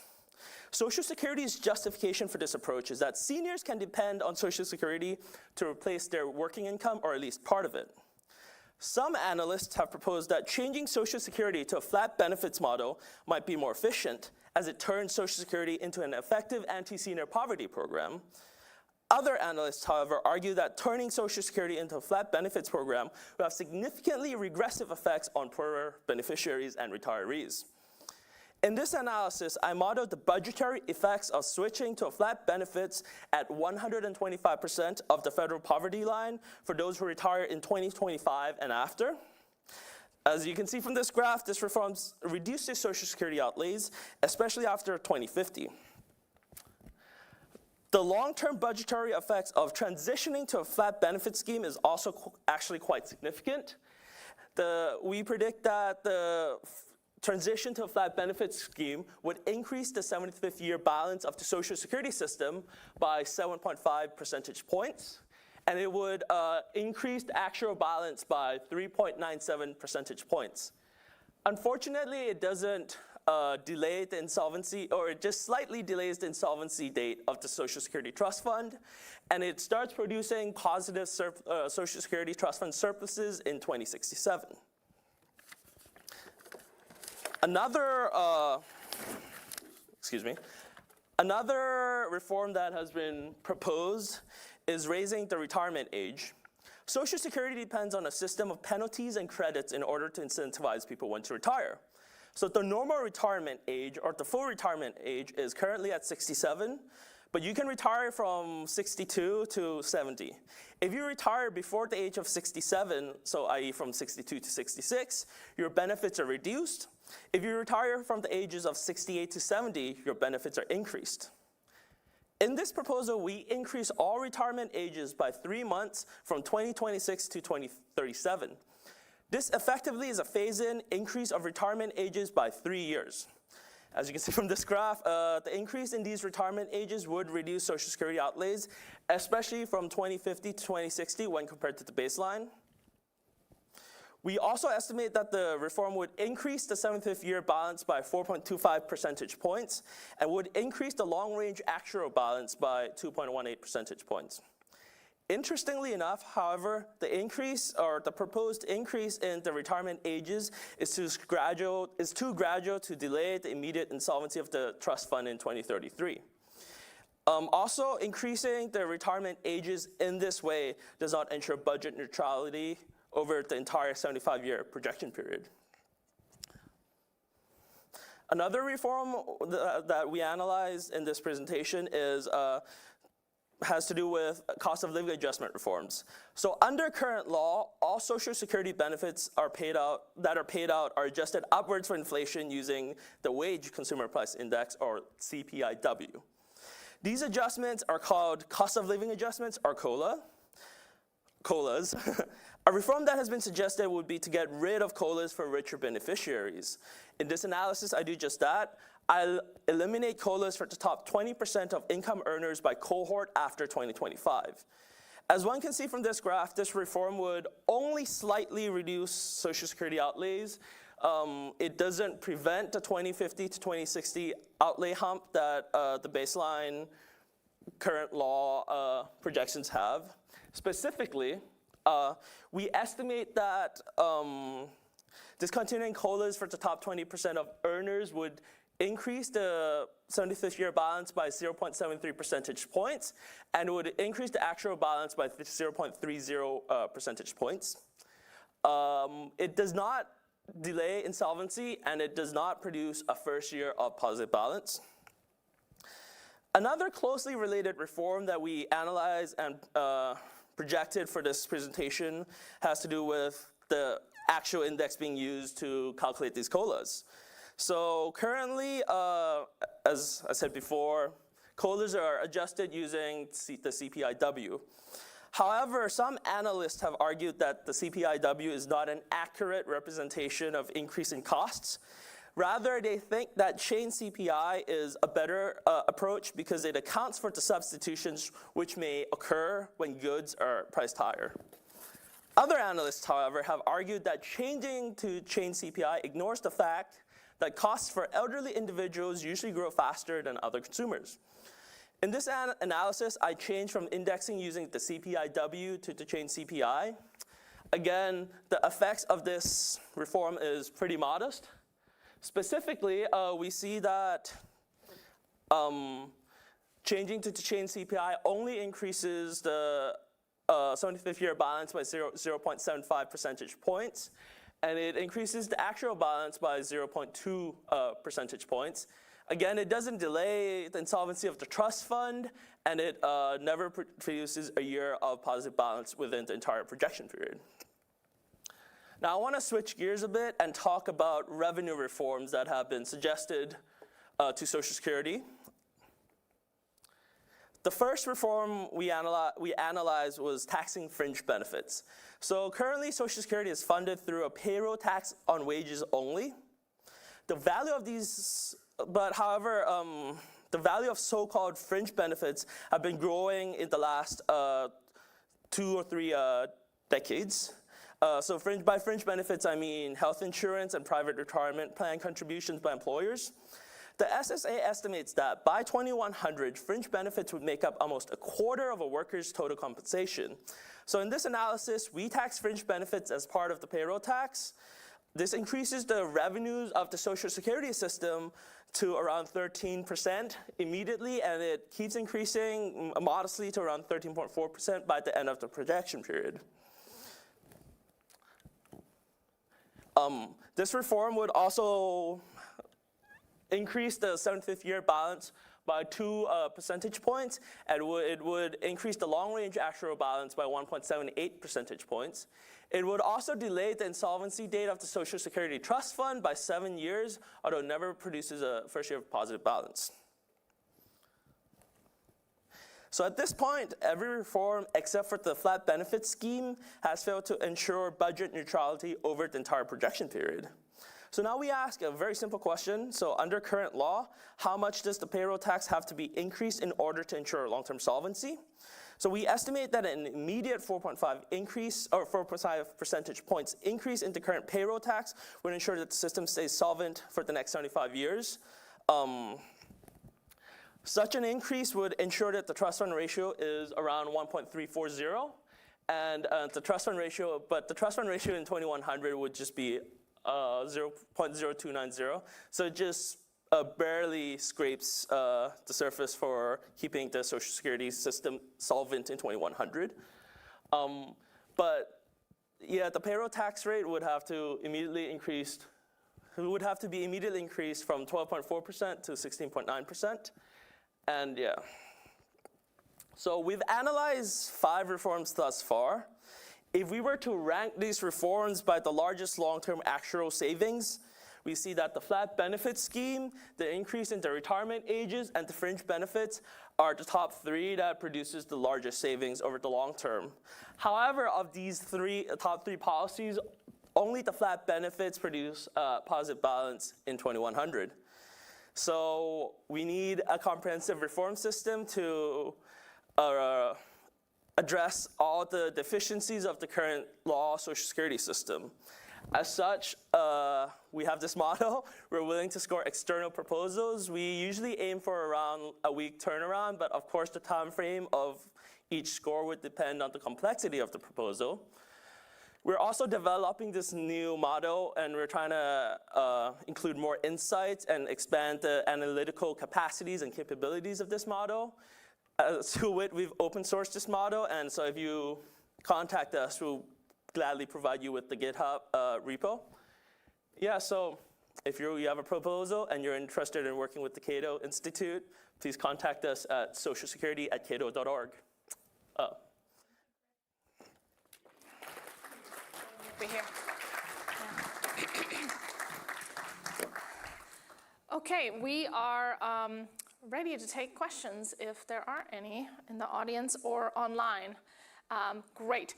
We have a question from Jason Fichtner. Oh, one of our panelists. Please wait for the mic.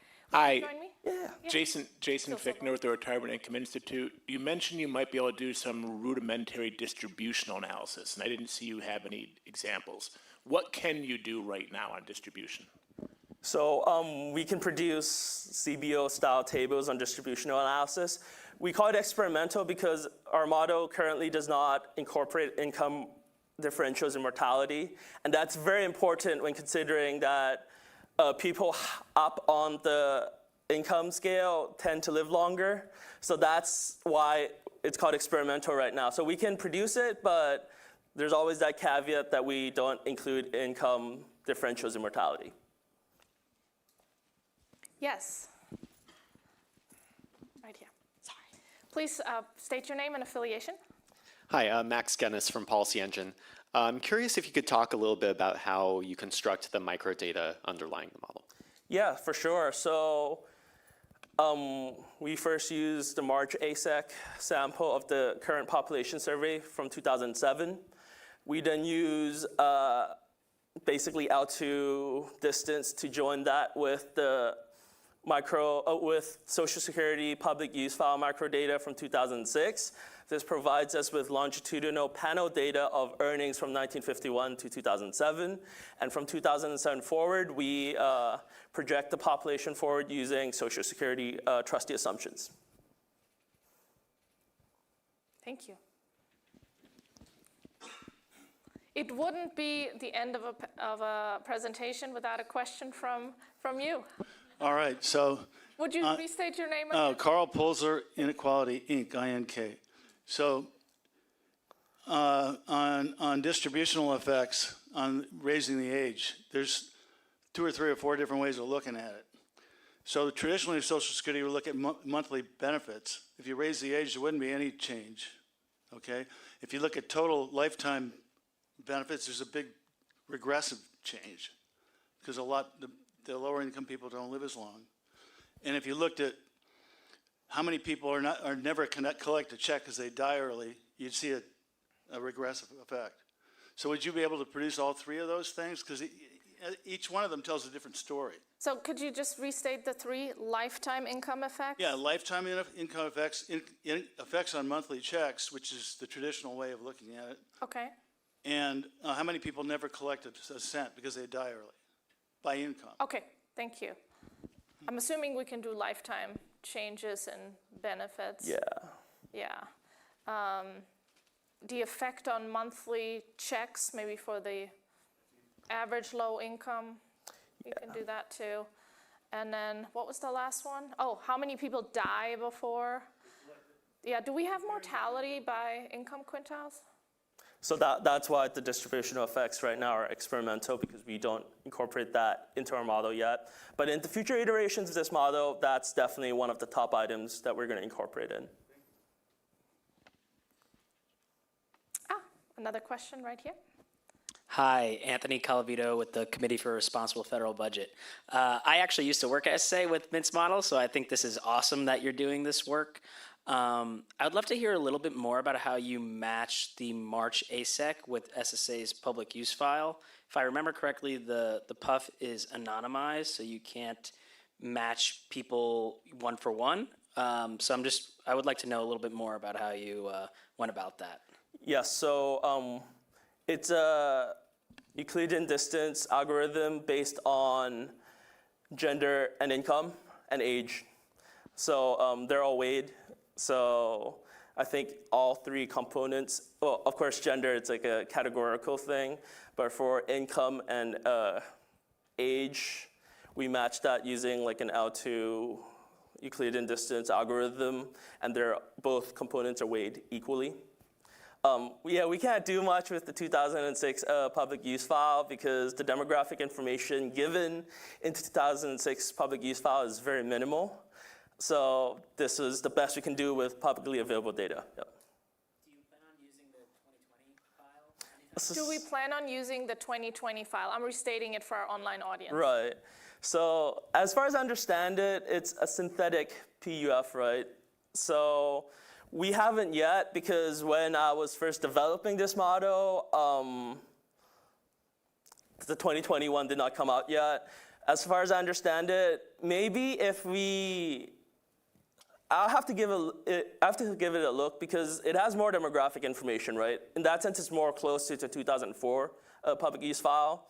But the synthetic quality of the data set kind of worries me. But again, I haven't looked into this issue as much as I would. I mean, it was just released, right? So, yeah. Any other questions? Thank you. Hi, Jim Huddle again, a retired Social Security recipient. When you showed those, all of them showed a zero balance of when the thing turns positive, but except the first one. And I'm a little confused as to how that works, because I was thinking what you were modeling on the y-axis was typically what payroll tax rate would be necessary to get you to, I would have guessed, a zero balance. But anyway, that's what I'm trying to understand. Are you talking about this one? No, I think it was the very first chart that you did, all the way at the very beginning, when you were with the beneficiaries. Okay. Back. It's too far. I'm sorry, one more. I think this might be the first chart. Well, okay, not literally the first part, but the chart where you started talking about changing the benefits paid out, I believe. Maybe one more. Go forward. Another one, sorry. The flat benefit? There was I'm sorry, down at the bottom you said something, you were ranking them, and it said this percent to the actuarial, this table? percent to the, yeah, and then you said first year positive balance. And I think the very first change that you modeled showed a positive balance, and everything else showed no positive balance. And what I was trying to understand, why is that true? Because I was guessing that your y-axis was supposed to be what payroll tax rate would get you to a zero balance. Oh, Okay, no. what does positive balance refer to? So positive balance just refers to when the payroll tax revenue plus interest income minus outlays and expenditures for that year equals zero.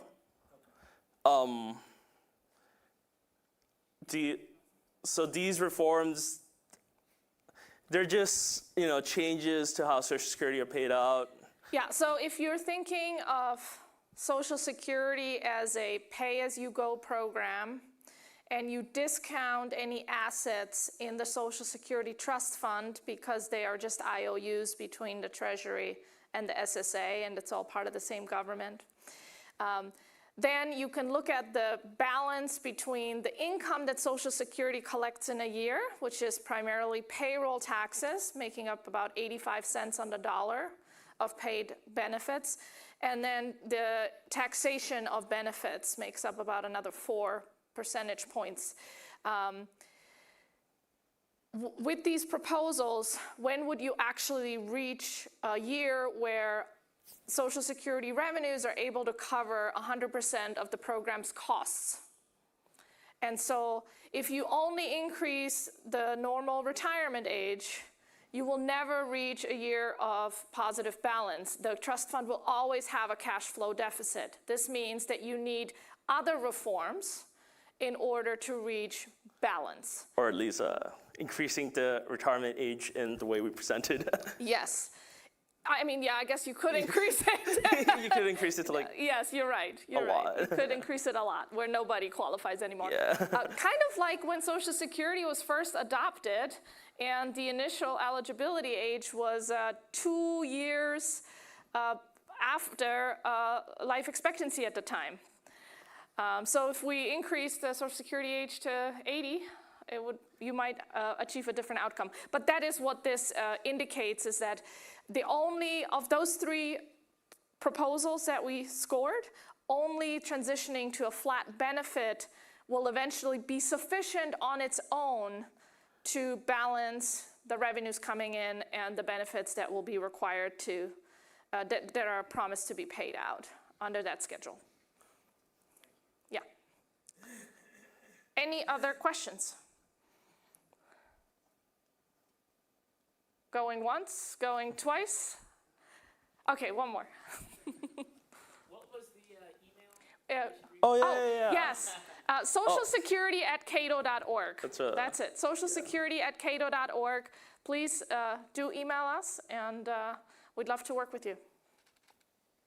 Great. Thank you so much, Crit. That concludes our event today.